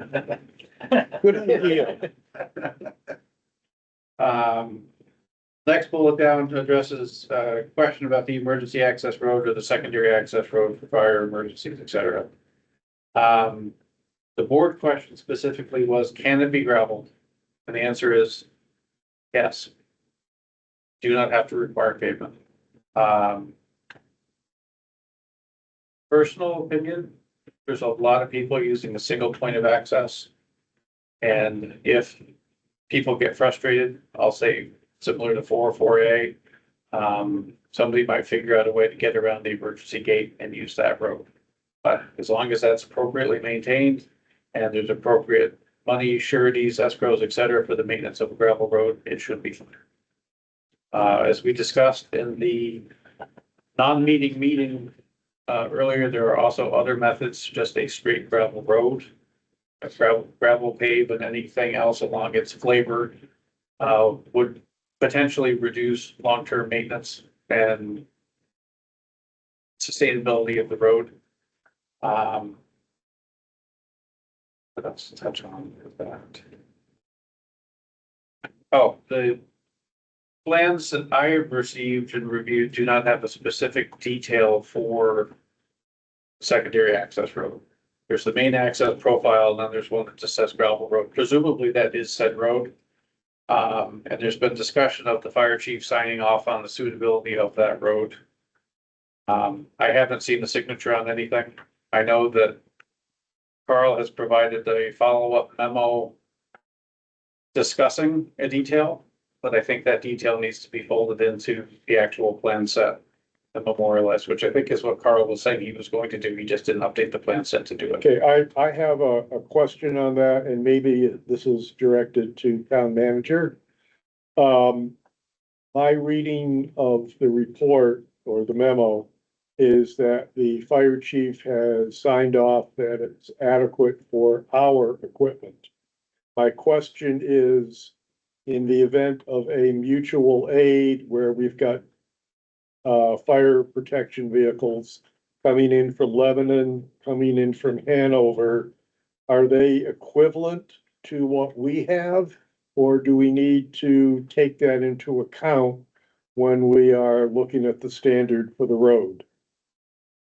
I think we need the fire chief to talk to those chiefs and make sure that they're okay with it, but I know he stated he was okay with it, that's fire access as long as it's maintained during the winter and maintained. I think you'll find that the detail that Carl provided in this memo of the road will address heavy things Okay, adequately. Yeah, I did provide a memo, that consummates these issues and summarizes them and memorializes them. It's a one-page memo that references, there was a email from the fire chief that expressed what you said, Mr. Chair. And to Verdantis's comments, so we went back to the subdivision regulations that are containing the town road standards. Mhm. And the town road standards have a table in there that talk about gravel roads. And because in a lot of the town, a lot of gravel roads in town, including fire access roads, that they have a standard for all of that, and a table for width and K values and depths of certain types of gravels and maintainability. And make sure those are in the condo docs and, or, you know, the ownership docs, all of that. They talked about the Knox box packaging and the gate packaging. So I put forth just a simple confirmatory memo, one page that references those standards. And also references the fact that, you know, the engineering and the EMS departments would review this one more time before anything got signed. There could be a condition. And there's some other details I mentioned in this memo, so to make sure that you guys knew in writing that we would wrap this up. But the Enfield town standard gravel access roads are designed to NFPA standards, and we would just check and recheck. I think our standard details that we included in the plan set were shy of that, and we would upgrade those standards and have them re-reviewed to make sure. If they meet NFPA, then they would meet pretty much any other mutual aid town for their standards as well, because that's the standard of the NFPA. okay. I think that addresses my concern. So the bullet right after that is about access, the emergency access road gates, that again, totally in the jurisdiction of the fire chief. I know there was discussion about abutters on Maple Street having certain actions and provisions. That's not really something we can review. That's something that needs to be arranged between property owners as long as the fire chief is happy. Mhm. Dave, Yeah, a question. I'm not exactly sure where you're at, Tavis. Emergency access road gates, does Verdantis have any guidance to Okay, offer? paragraph above there. A little confused by that one. You're you're talking about, whether or not the seems like whether or not the runoff from the gravel road is being adequately treated before it discharges to the wetlands. And I'm curious, why wouldn't the AOT permit? It would, that was that was a part of the discussion in the non-meeting meeting. Okay, So my summation to that is if DES and AOT combined are okay with what's on the plan, you would have covered your responsibilities. okay, thank you. One of the engineers that looked at it said, I don't think that's gonna work, but that person does not work for DES or AOT. Just to be clear, we do not see it for Dancis's job to question one engineer versus another. I'm sure a Verdantis engineer would draw something the same or different, and the same if Carl was reviewing a Verdantis plan. The question is, does it meet the regulation?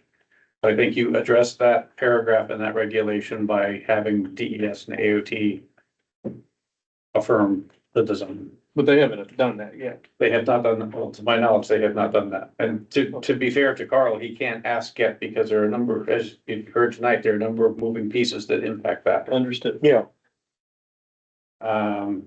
Construction monitoring. I couldn't find anything in the regulation that lays that out. Typically, the board would ask the developer to come up with a construction schedule and sequence of events that addresses prior comments about. Can we make sure the construction access on and off Route 4 and or on and off Maple Street is done at off school hours, things like that. All of that can be a condition of approval.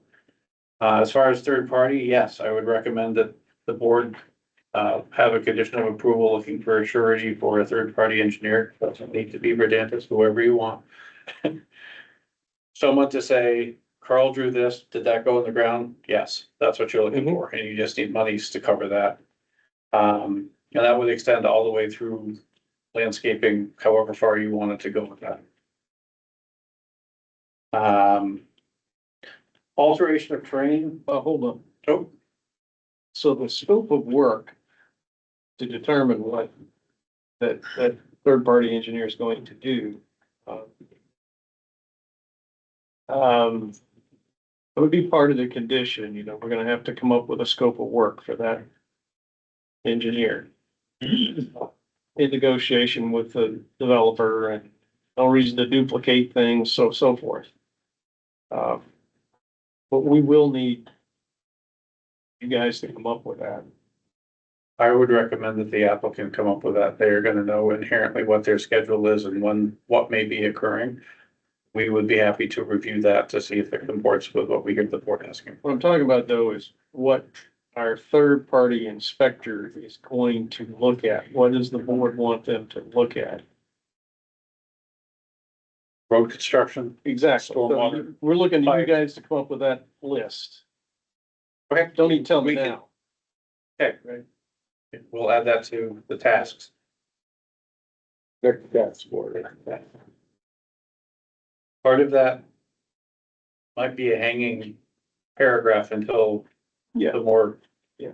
lines are solidified. Just to be clear, anything that happens in DOT right away is already going to have DOT watching it like a Right, hawk. no need to duplicate.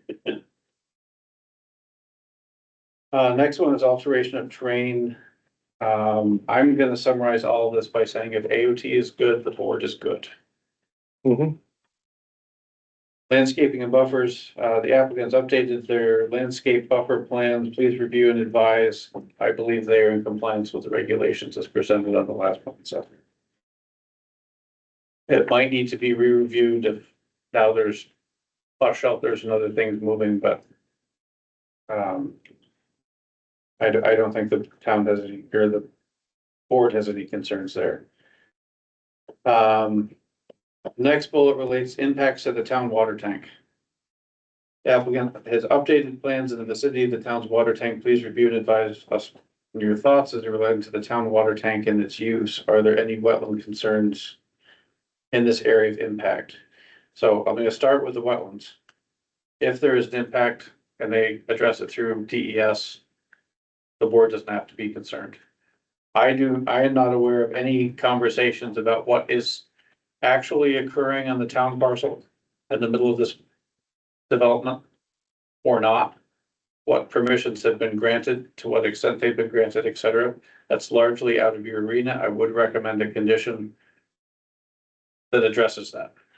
However that gets phrased is probably a word game we don't want to play right now. But obviously the driveway, their entrance road is, or a portion thereof it is already the access the town uses to get to the tank.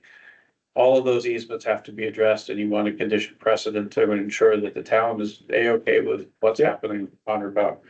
The question originally, the first edition of plans I looked at had I think it was a retaining wall, a fill slope and a retaining wall, all landing on town property, which boils down to the same base issue, but that has been removed. We did not do just, the asterisk at the bottom of the screen.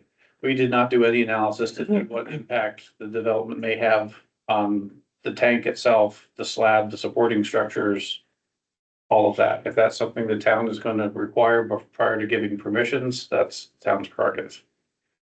That was my concern, was the impact of that road going close to the water tank and what heavy truck traffic during construction, normal 500 trips a day going back and forth. Would that have any detrimental effect on the structural integrity of that tank? I am not an engineer. It could. I expect the town would want to have that addressed before they address any additional permissions. When you mean the town, you're talking about DPW. I'm talking about the town. I'm talking about the entire population of Enfield that relies upon. Well, I mean, DPW specifically, and communication with the select board, et cetera. What conditions the slab in, how old's the slab, what's under it. We're changing from a gravel dirt path that's occasionally used for tank maintenance, turning into a full-blown 24/365 paved access road. What impact does that have? That is a bit beyond the scope of planning board third-party review. But it is a recommendation that be evaluated and addressed. Ed, can you find some engineering firm that might be willing to do that evaluation? Good.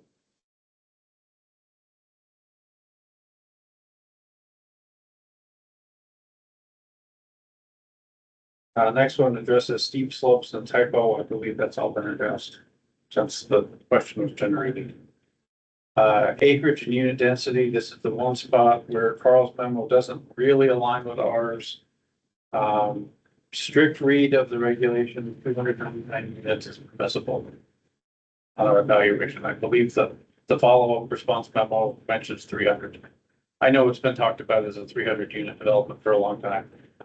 The only reason I'm parsing that out is the ordinance doesn't currently specify if you round or not. The actual density is 299.98.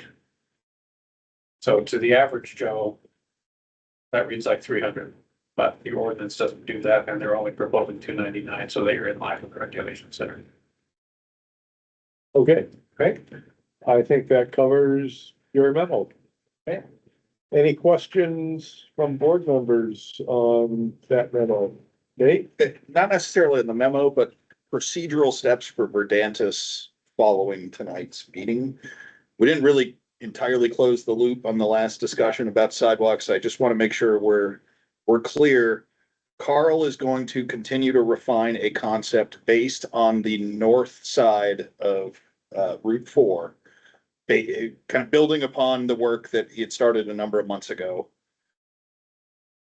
Do we agree that Verdantis is part of the next task order, which may potentially be, happening after this meeting and before the next, would review that concept and also ensure that any cost estimate to construct that sidewalk, which would ultimately potentially be the basis of an offsite exaction, is accurate as it can be. So is there consensus of the board that Verdantis can do those things as part of the next task order, potentially between now and the next meeting? Travis? My initial response to that, if you were to ask the question a slightly different way. A recommended condition would be that the applicant be requested to put together a detail as discussed tonight. With or without the bus shelter, with or without the turn pocket, and that those 3 sketches be reviewed by Advanced and SAU for any comments they may have. Ultimately, the result of those preliminary discussions transpire into a revised scope for DOT review that the board would then get a detail of. We put together 3 sketches, we talked to all these folks. The feedback from those was, well, we'd rather just stop in the lane as opposed to having to pull out whatever those answers are. That then, the applicant then be able to then go directly to DOT for a scope change to find out what input they do or do not have. We're really kind of running the wire as to whether this can happen in a month at this point, but. And then that input from DOT along with SAU and Advanced Transportation be used to generate the costing, blah, blah, blah. And then, yes, the task order could include evaluation of that process for a report back to them. Okay, does that sound reasonable? It sounds reasonable. Carl, is that that procedure mesh with what you were expecting? I'm just concerned. I really do want to meet with this board for the next meeting. Mm. I think there's plenty to flush out and to confirm other just this one issue, but. Oh, yeah. And so I like to just keep going and work towards an ultimate goal, but we would expedite this. We just can't control DOT, but Of course. I would like to move forward expeditiously one way or another, and because our traffic engineer already has a close relationship with DOT on this project, since it's ongoing right now. The DOT expressed that they were interested in our next step immediately, and they could jump on it. So I don't know what that means in their world, but I just wouldn't want to delay. If you were going to continue the meeting, right, I'd like to have it to the next one, and we'll work as hard as we can to see where we land. Sure. Towards these goals. Yeah, I just wanted to make sure there's consensus amongst this board that Verdantis can be doing, when the appropriate time comes, be doing that scope of work. Yeah, and when If it's before the next meeting. I'm not looking for full design spec plans either. Conceptually, SAU, if we did a bump, is that better? If we didn't do a bump, not full design plans. Okay. I think it would also help one way or another with the Verdantis expertise on reviewing potential lists, action lists, conditional lists, any of that. I think it would help expedite the procedure if you could add that to their scope to come together with, Steve and Attorney Cronin and town management, planning, all of that. I think that would be tremendously helpful. I would agree. Okay, Can we add that to your task list? so added, Okay, I'm just gonna hold the same line I felt with Rob, as long as it comes from Rob. of It course, just keeps that line clear. of course.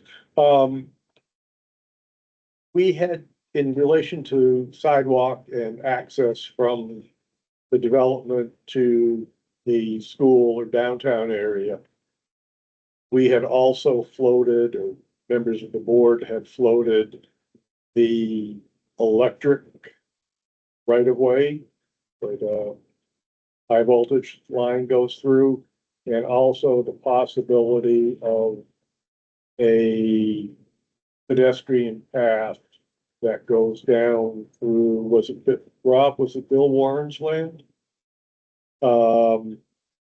And would you be willing to work in parallel with the sidewalk idea on those 2 options? Steve? Well, we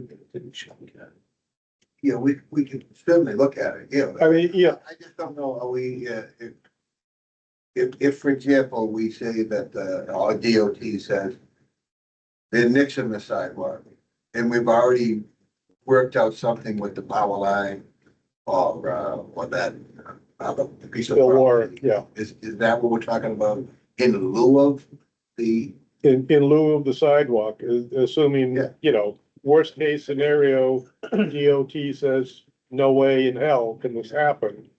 I would like to be able to say, well, we've at least done a preliminary investigation. Liberty Utilities says, no way can you put a pedestrian path, or yes, you can put a pedestrian path in their right of way. And same with the Bill Warren property, just sort of doing preliminary exploration to see if it's even possible. John Cronin, for the record, I think what I'm hearing tonight from the board and reading body language here, that this sidewalk connectivity is an important issue for us to get over. John, louder, please. Yeah, I see the sidewalk connectivity is an important issue. I came here tonight hoping we would be close to the end, going on about 2 years now, we're pretty close thereof. And I don't see an end in sight. I'd like to find a path, or at least a timeline where we might get there. And I know a lot of it has to do with our end and getting you the information that you need.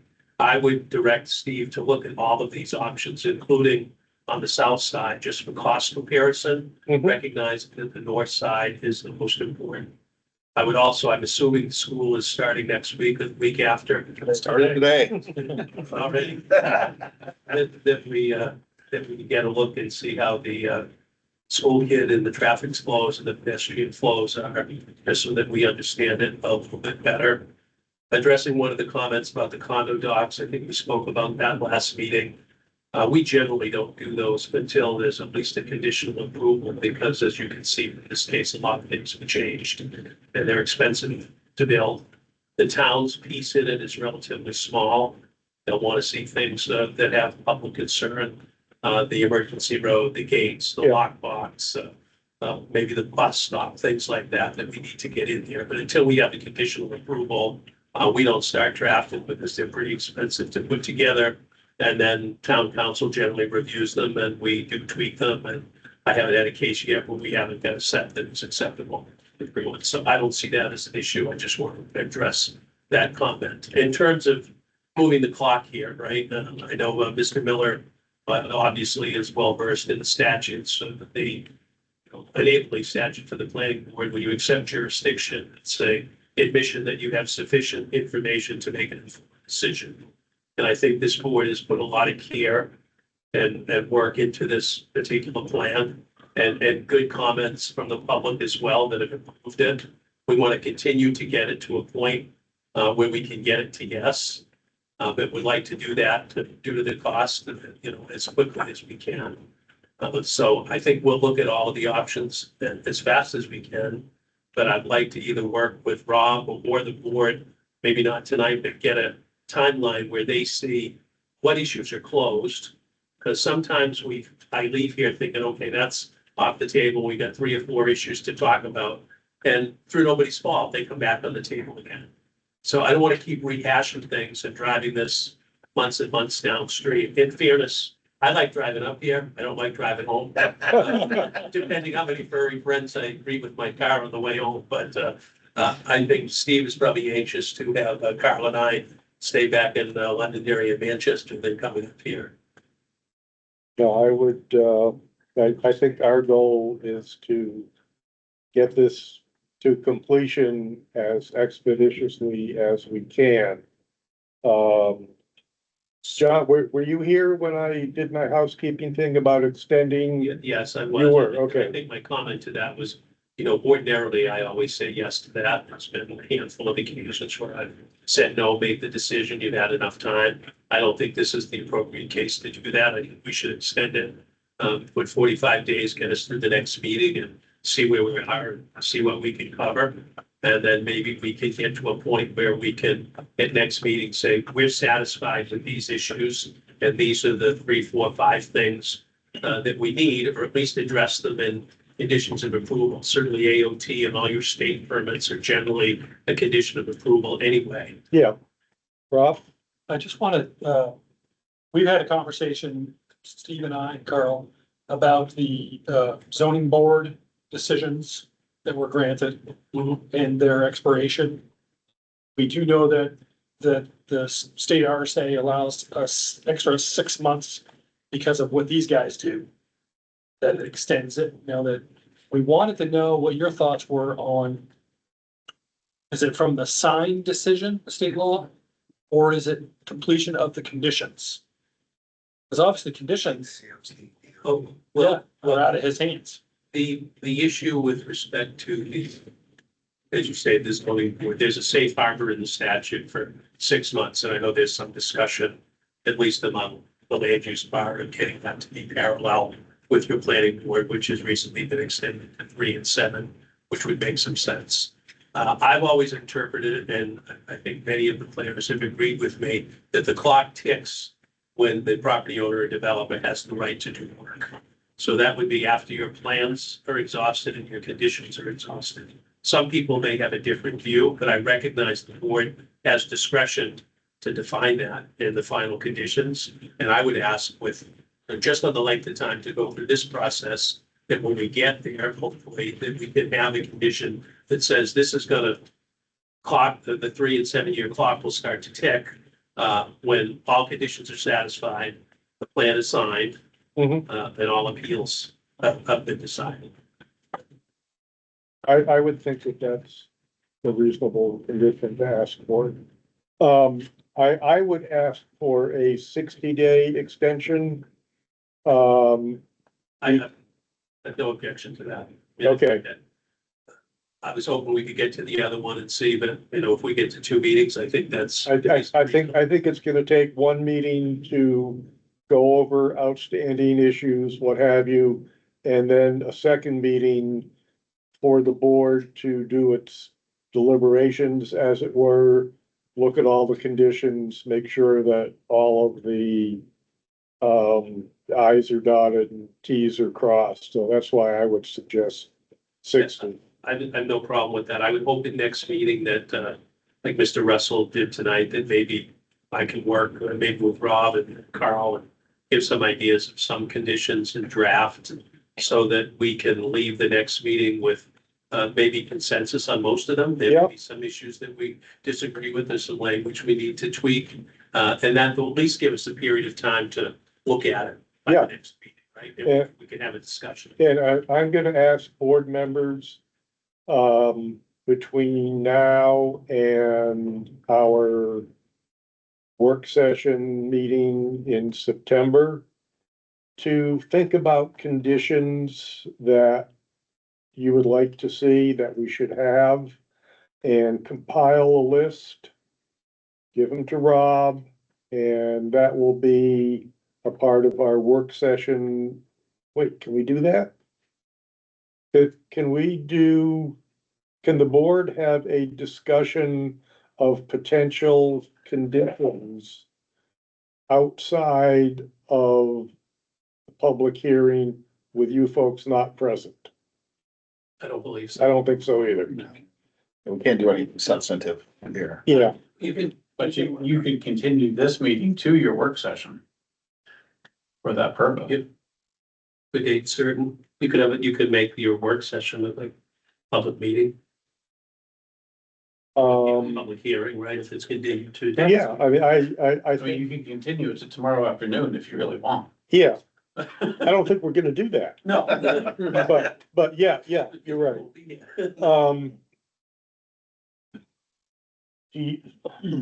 Do you think we can spend maybe, I don't know, half hour, 45 minutes on our first meeting on conditions for Laramie Farm? I'm asking you because I know you've got stuff planned on the zoning. Yeah, yes, although, I'm kind of. Isn't that part of the deliberation after we close the public hearing? The conditions? Yeah. I I don't know the answer. I honestly don't know. Yeah, I think you guys you could assign these guys homework to share their ideas with me. And I can compile them for use at the next hearing, which would be the second meeting in September. If that's when you want to continue. And see, at that hearing, we take the homework and what you've compiled, and we've got some rough ideas of what we want for conditions. Plus some input from you guys. I think you just said you would draft some stuff to feed us as well to consider. I drafted a set of a proposed conditional approval, but I didn't, I do it more for my own mindset and not to be too forward. That's really your role, and I only do it when asked. It's not complete. There's things that said tonight that have to be added to it.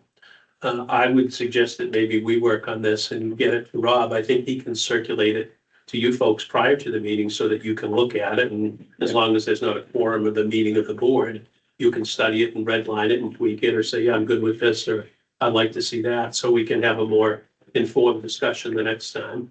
Okay, so you're suggesting that we do that a month from now, rather than rather than at our September 8th or whatever the date is, 9th.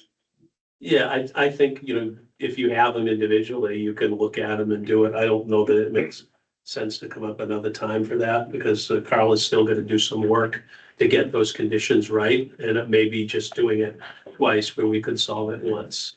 So I'd say do it at your next meeting, and that will give us some time to do something, you know, concrete, and as I say, get it to you, you can look at it. I'm sure we'll have missed some things or stated some things that you wanna tweak. I will say while we're talking about that, just because it's come up recently in a good sized project, a community put a condition precedent in for posting of the construction bonds for signature of the plan. You really can't get financing or any commitments until you have a signed plan. There's no harm to the public until the building permit is issued. So after the fact, we were able to negotiate to make that a condition subsequent. So I would probably put that as a condition subsequent, and I just say it for disclosure so people aren't surprised by it. I know in smaller cases, it doesn't really matter, right? You just do it because the project's gonna go forward, but this is a good sized project. Okay, Savith, you had a comment? My only thought was to use the next workshop meeting as the homework due date, like all things into Rob, whether you want to include the developer council or not on that. Because I heard earlier tonight, you also want Verdantis to review conditions or say, hey, what about this, or Yeah, what have you. That provides enough time to actually have a realistic condition discussion at your actual meeting. okay, so. You know, I mean, I'm not pointing fingers, but I received emails this morning that were talked about tonight. That's not gonna work for this condition list. Yeah. David, this isn't the first subdivision that's been approved. I mean, there must be a set of boilerplate No, that one's been approved. And conditions that exist from the regional planning or somebody. Do we have to make this up? I think we do. All from scratch? I already have a working list, which I've shared, I think. We've got a few started. Okay, no, I'm just I've surprised. added a couple tonight from discussions. so. Okay, well, so to follow on with what you're asking, we come up with these general concepts for conditions, and our homework is due at our next workshop meeting, right? September 9th or whatever. 9th, all right. But we're not going to talk about them that night. There's just one homework. Well, that gives people, you know, time to review them, think carefully about them and be Yeah. prepared to have a substantive discussion at the That's the following meeting. So we give all that stuff to Rob, and Rob, you can share it with the developer and so forth. Then we come back at that meeting and we try to confirm all those conditions. The actual wording, though, is the thing I'm concerned about. Is We can get our attorney involved too, once we get this list back. okay. We can send you guys something pretty well. exists. All right, There might be some small. that's good to hear. Yeah. Because we don't want to wordsmith on that meeting next month.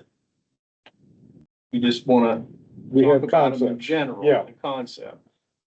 And then get it wordsmithed by a professional. We'll try to get a finished document to you, and then there might be a few tweaks you guys want to do to it. Yeah. So, they, I hate to do this. I'm going back one more time to the sidewalk. Because I feel like we muddied the waters a little bit, and I just want to be clear for their team. This is my opinion. I don't know if the rest of the board shares it, but my opinion is that the north side of Route 4 is Plan A. It's the best way of making this connection and Correct. should be what they try to bring forward. The other ideas, I think it's A, B, and C, and then everything after that falls in line. but I don't want it to be like, Quite frankly, I think they're a distraction. yeah, I'm starting to feel like they're a distraction. A is the north side of Route 4, and I'd rather have them focusing on preparing that as a concept than going on side quests of power line right of ways and things like that. It seems to me like that is again, my opinion. I don't know if the rest of the board shares it, but their engineers' time is, costs money and, in the best interest of their time savings and to be as efficient as possible. To me, the north side of Route 4 is what should be the focus on their end. I share that opinion. Travis, I was just gonna say, you're not wordsmithing a condition right now. I think the applicant just heard at least one board member's express opinion of what needs to be mainstream, but I think they also heard if something falls apart, we're gonna ask you to look for this. So I think, they've heard they need to talk to neighbors and figure out what the responses are. Yeah, if the north side is easy and it's affordable, it's a no-brainer, right? right, If it comes in and water lines have to be moved and it's really expensive, I'm gonna be looking for the town to appropriate each year, right? Which is never an easy ask. People don't like that. And if there's an alternative that provides connectivity that meets the regulation as generally interpreted, I may try and persuade you that meets our, and that if you want to do something better, that's up to you. Or if the town does. Now, I'm hoping not to get there. I'm hoping Carl is gonna come up with a slick design at bargain basement prices and everyone's gonna be happy, but I won't definitely see it. you forgot DOT has to approve it. Not Kyle.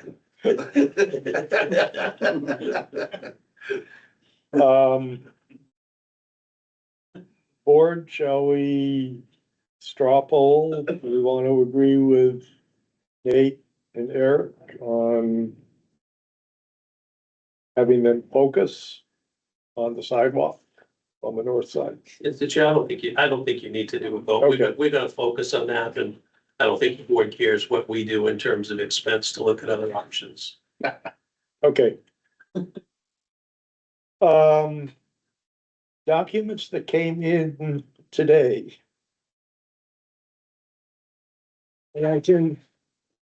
We have something here from Hosco, which basically says, when? I need a public comment on the Verdantis, kind of what he just spoke about. Sure. So, one, I want to say, I agree with you about the emergency access at the Lebanon and Hanover should be included, based on the height they're required to respond. But for the steep slopes, I feel it keeps getting messy. Yes, I found the typo.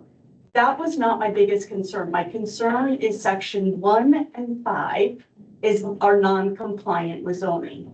And I thought that is what was going to be asked of Verdantis on their opinion.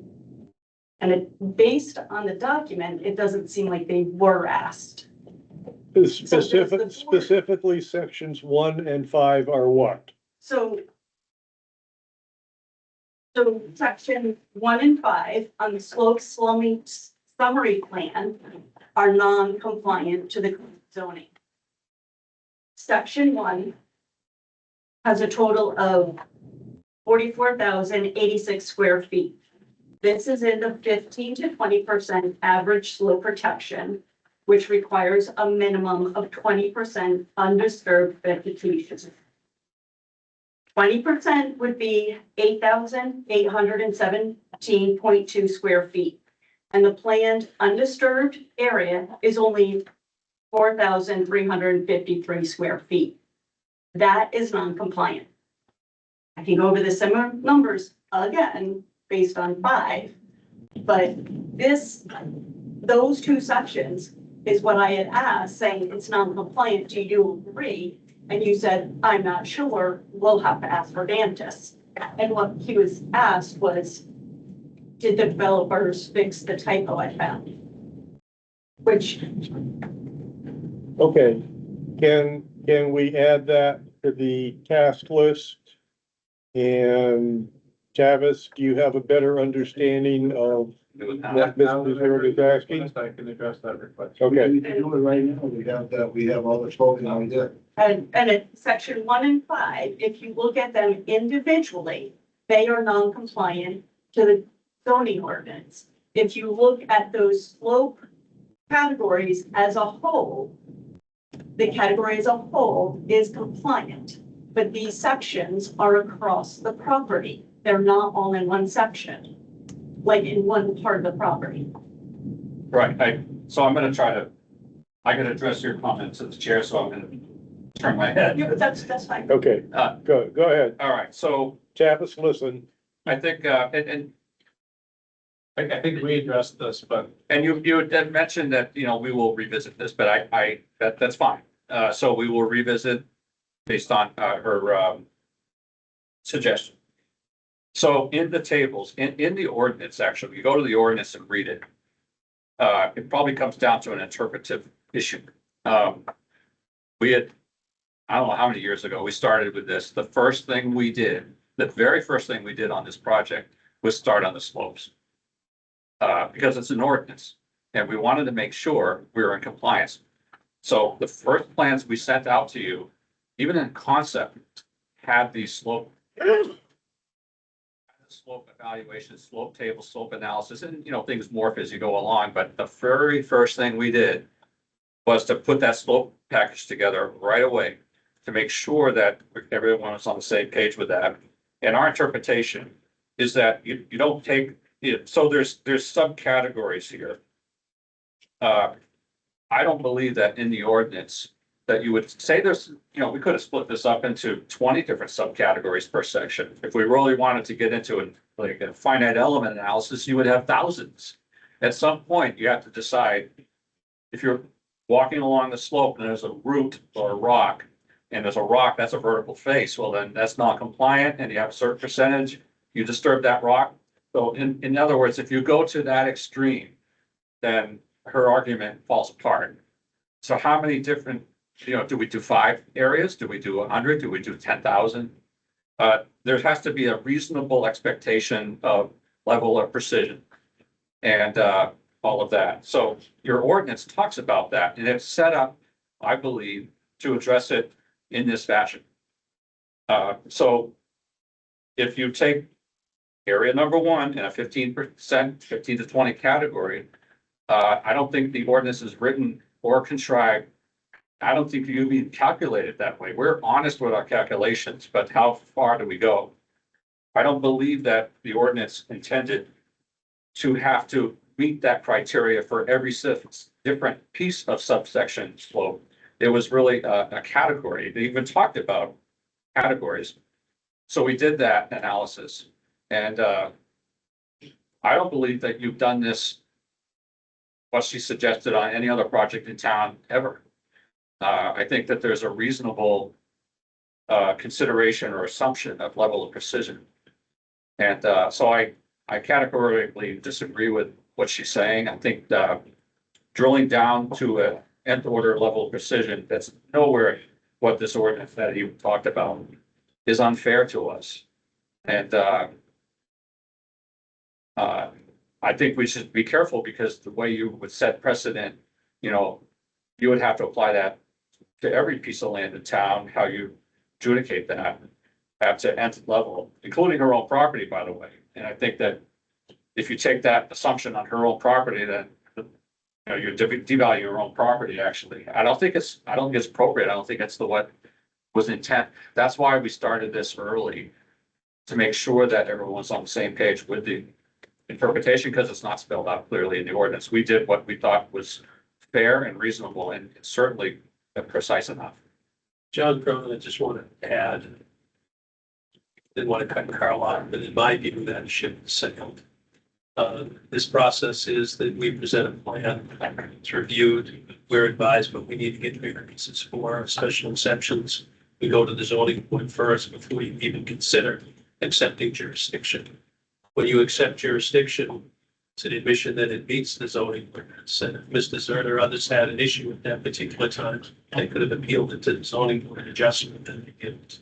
So I believe that that's issue is not relevant to what we're talking about at this point.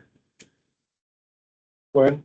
I would just like to add, I did bring it up at the zoning board multiple times. I brought it up as soon as this started, before the plan was even accepted, the application was even accepted. It's never been addressed.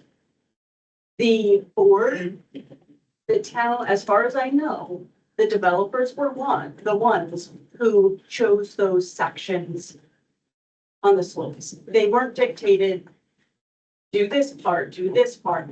They chose those sections. I would like to know the board's opinion.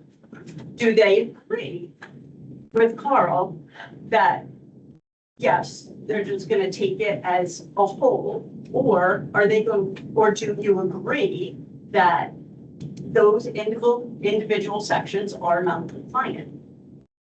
That's a question for the zoning board. I think we, as the planning board, have to agree that if the zoning board didn't address it, then it's not our place to address it. Like height or other things that are zoning. Yes. I can't speak for the zoning board.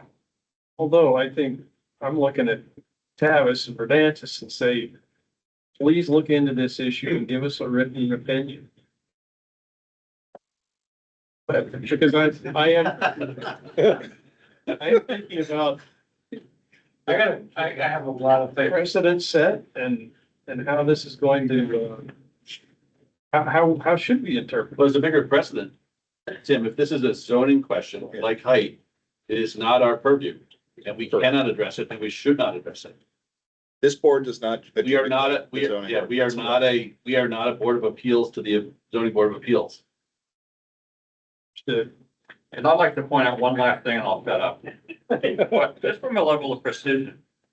The section 1 at 15% says 20% slopes.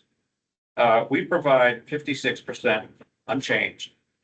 The requirement max allowed is 20%. I mean, we have almost 3 times buffer. We have 3 times the, so from even a level of precision, we're like way over. So if you want to, like, folks, tell me how many thousands of sub areas you want, then have your engineer take a look at it. You know, Carl, this isn't productive. okay, all right. Yeah. Moving along. We have 2 documents that came to us today. One is from Carl, and it basically addresses the emergency access road, gives several options. If board members have not had a chance to review that, I've got yours here. I think we can fairly decide to put off a discussion on that if further discussion on the emergency road is needed until our next meeting. Is that what the board wants to do, or do you want to talk about? Given that it's 9:10, You'd rather put it off? I think it might be good to start looking ahead to the next meeting. Yeah. Okay, and we also have a memo dated yesterday, which I didn't see until about 5:45 this evening, from the Hampstead Area Water Services Company, which basically says that, Larrabee Farms is going to have their own privately operated water system. And they will be a customer of the Enfield water system. I assume that means just a single a single meter that measures the amount of water going from our system to theirs. However, there's not a whole lot of detail engineering wise, or even a plan at this point. And I, for one, have not heard any input from Public Works of Enfield or anything definitive from the town manager or the select board. So that's another memo that I personally think we should put off discussion until we have some more information and some more input from town people. Yes, it's not townspeople, but departments in the town. So this memo should have been addressed to the board of selectmen. Well, it probably should have, but it's landed in our lap. So we kind of need to dispose of it somehow. But so going along with what he said, it looks to me like the content, the substance of the letter all relates to, is there enough flow for fire suppression, et cetera, which is all a select board jurisdiction item that we heard in the joint meeting, the last joint meeting that we had with the select board. Yeah. They all talked about that, so it does seem like something we wouldn't get into. Yeah, those tests that they mentioned as well, the tests that they mentioned getting done, showing that there won't be backflow on the water and so forth with all that. Can we forward the memo to the select board for consideration of the water permit? That I is gonna be a certainly think that's an excellent idea. condition of approval. We're just asking them to send this to them. We coordinated with a water system engineer who designs all of these and permits them. And they coordinate with architects and fire protection engineers and DPWs and consulting engineers at the state. So the intent was very positive, actually. It's very positive. It's just basically providing a framework of design and permitting to a typical project like this and outlining what the process would be. And I'm welcome to have Redentis review it as well, including the other boards, administration, that type of thing. So it's really a two-page outline of what would typically be done on a project like this, and assurances that we would buy the water and we would provide our own pressurization and flow and volume for our own project. But that would be But see, that's a proposal you're making to DPW and the town, not to us. They have to approve. And yeah, I agree. And that this is the right way to do it. It's just outlining a procedure that the town can review that we can actually follow up on. There was a request for us to just outline a process, but a process had not been outlined, so we are offering that. Okay, well, then let's refer this to the select board and town manager, DPW, and let them. Just hand it its head. No backsies. Okay, Yeah. good.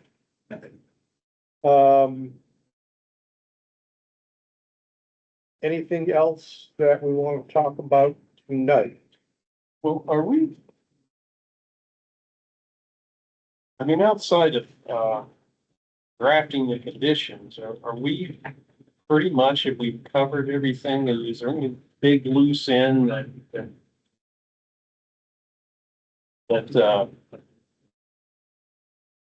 we yet to at least render some opinions on? Well, I think water supply and Well, that's a connection. condition, we know that. Well, I think it's more than a condition because it is A, essential to the project, and B, it's specifically called out in our regulations. And I would be extremely uncomfortable, this is my personal opinion, but I would be extremely uncomfortable going to approve the project for 299 units and then find out that the water system can only support 150, 200, or whatever. But that's the condition. Well, That answer is not gonna be provided to us by the board of selectmen, apparently for some time now. my feeling is that if we do that as a condition, then other conditions which would have to be met following approval, such as condo docks, as Attorney Cronin points out, are fairly expensive to draft, that they would go through all of that work, which might not be necessary if the project cannot be built to the full extent that we're approving. Can I make a suggestion? You may. Maybe we'll have that taken care of by the next meeting. If we don't, I'd ask you to keep an open mind and let me try and draft a condition that meets your regulations, that basically says that the condition precedent, meaning before a plan is signed and anything's been approved, we've established to the board or your administrator's satisfaction that we have a legal water source that's approved and that's sustainable and sufficient for the 299 units. And typically the planning board with sewer and water connections, they're not looking to get into the details. They leave it to a water department or a council. They want to know that we have the availability of it and make sure that that's buttoned up and tied with a bow before anybody signs the plan. Yeah, I mean, all that I'm asking, and I like your suggestion. All that I'm asking is that we know that the water's there or the water's not I there. think that's been established a while back, but it should be documented. And Yeah. my hope is we will get that done prior to the next meeting. It not even need a condition. Perfect.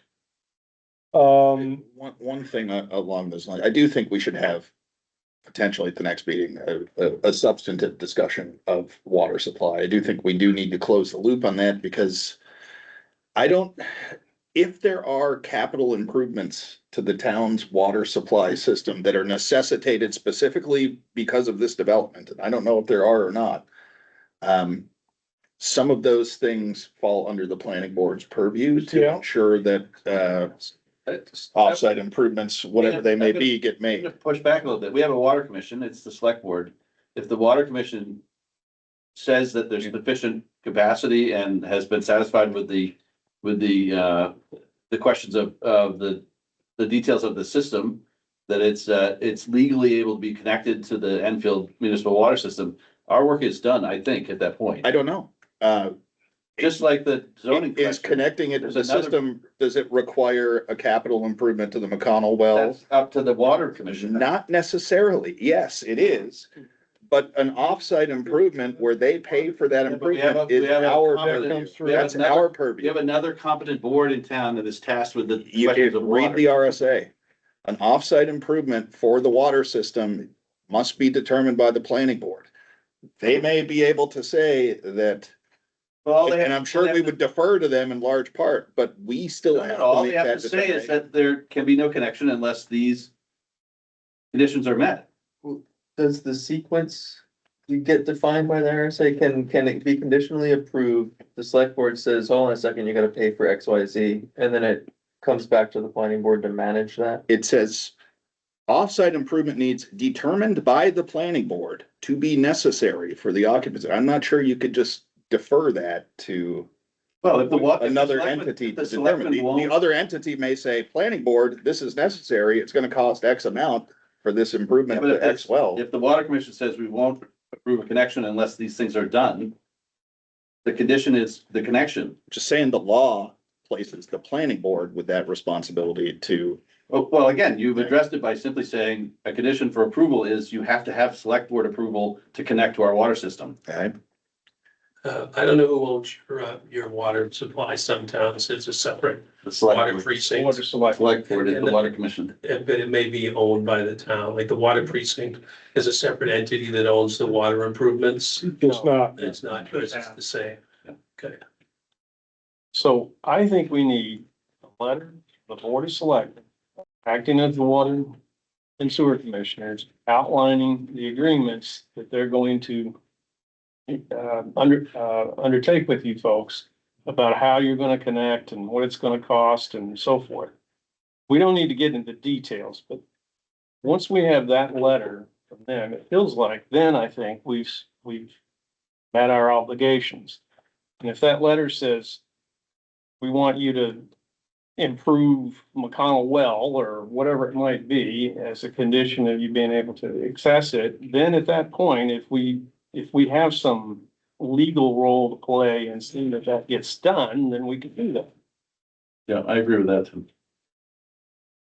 Travis, did you want to share a thought? I was just gonna, yes, I will share another thought. The thoughts with Tavis at 9:30. I think there is a way to word that precedent condition. I've been sitting here with a little bit of upset stomach this whole time because a lot of talk has been about conditions. To be clear, the board has made no determination that it's going to approve or approve with conditions or deny. So the record shows that it's the thought process on the direction. That is correct. I think a precedent condition, particularly with council sitting in the room, knowing that the evolution of the homework assignment and the review of the homework assignment is based on all the communication tonight.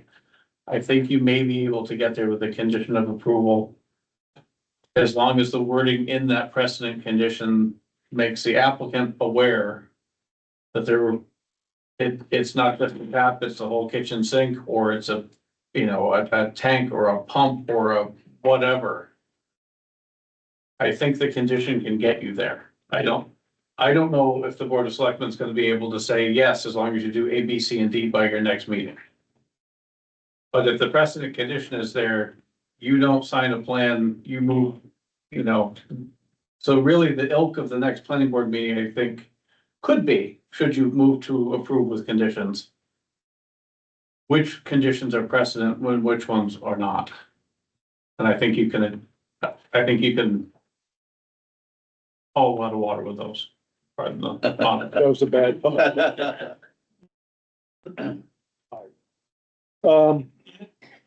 Yes, Question. Sharon, you have a question or comment? Sharon Yeah, Buffet? hi, can you hear me? Yes. Okay, so, recently there was, the select board had a joint meeting with the planning board and Verdantis, where it was discussed about the water. And, a concern that Verdantis spoke about very seriously, that I heard, was something to do, and I'm not accurate in the way that I speak about this, but there's a gentleman there from Verdantis, I assume, correct? There is someone from Verdantis tonight, and if my memory serves me correctly, he was at that meeting which you're referring to. And Okay, he says, yes, So, he was, I'll proceed along with succinct. several other engineers. Yes, I'll proceed succinctly. So it came up that there is an issue to be addressed having to do with the pressure of the water, because the tank is at such a high level, and the idea of the demand that Laramie Farms, although it would be available for Laramie Farms, the demand of the pressure from Laramie Farms, there's some mechanism that could be a concern if there was pressure having to do with a fire and needing water for fire. And perhaps the engineer can explain that a bit more. But that had to get worked out, and that was a monetary discussion of who would pay for whatever corrections or whatever needed to be done to the system to make sure that there was adequate water, and that situation wouldn't happen. And the question became, you know, really that the developer should pay for that. I am a water and sewer user. I'm very concerned about Laramie Farms as much as everybody has said very positive things. They have worked very hard. They've presented a lot of information, but you are next to our water supply.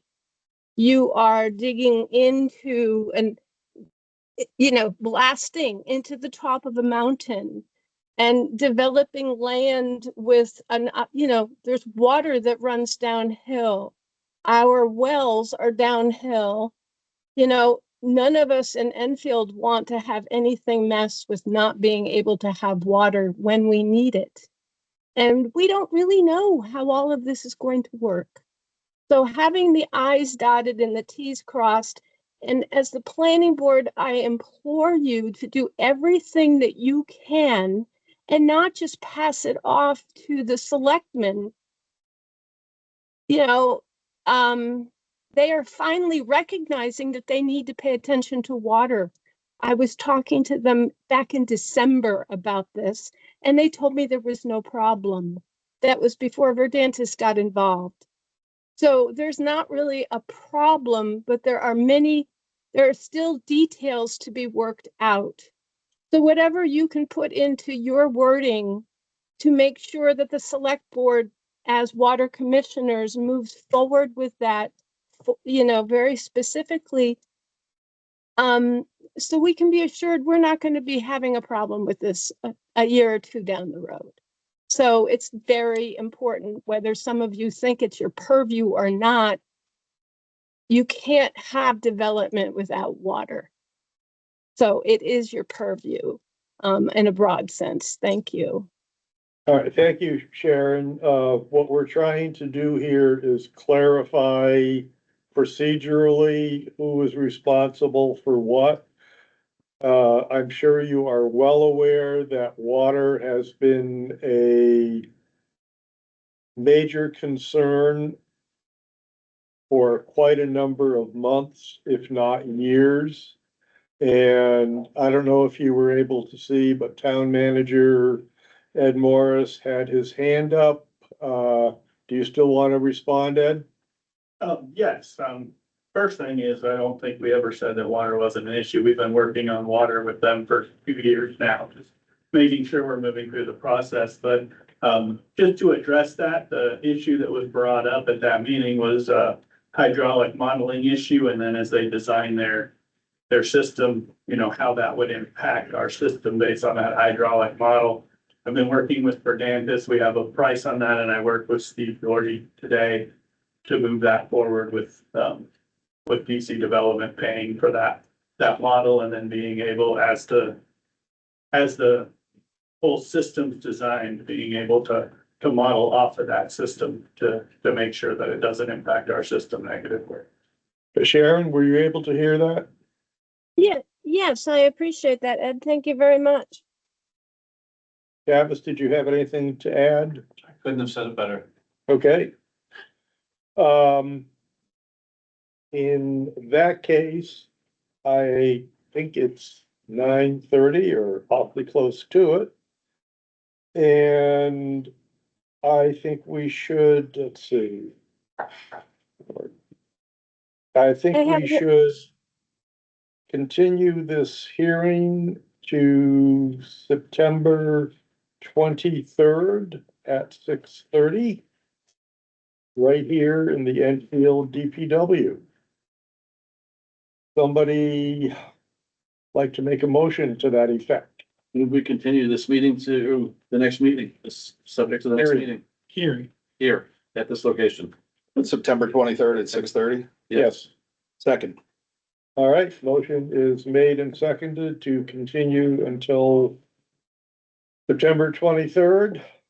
All in favor? Aye. Opposed? Do we need a formal motion to extend the overall time period Or or not? I don't,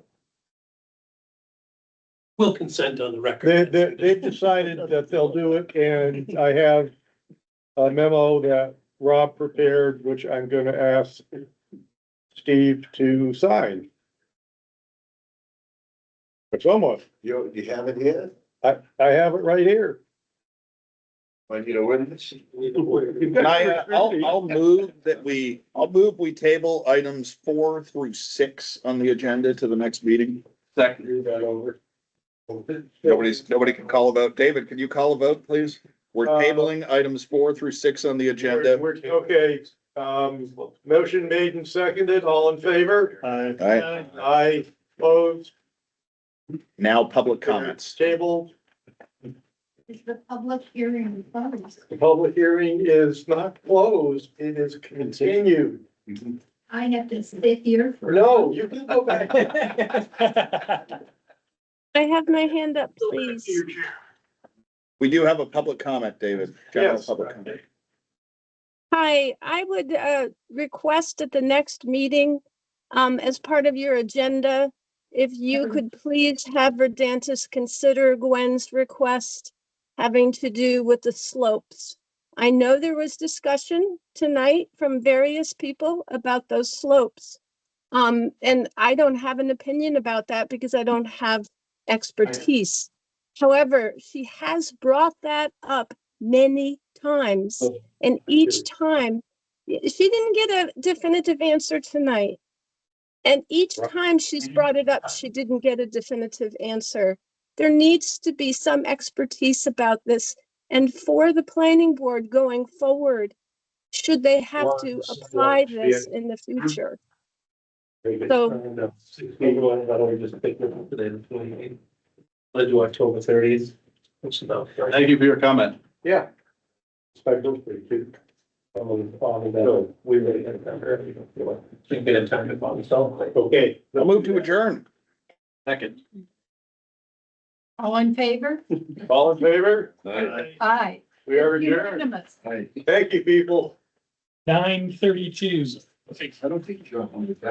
3 hours. Reporting off.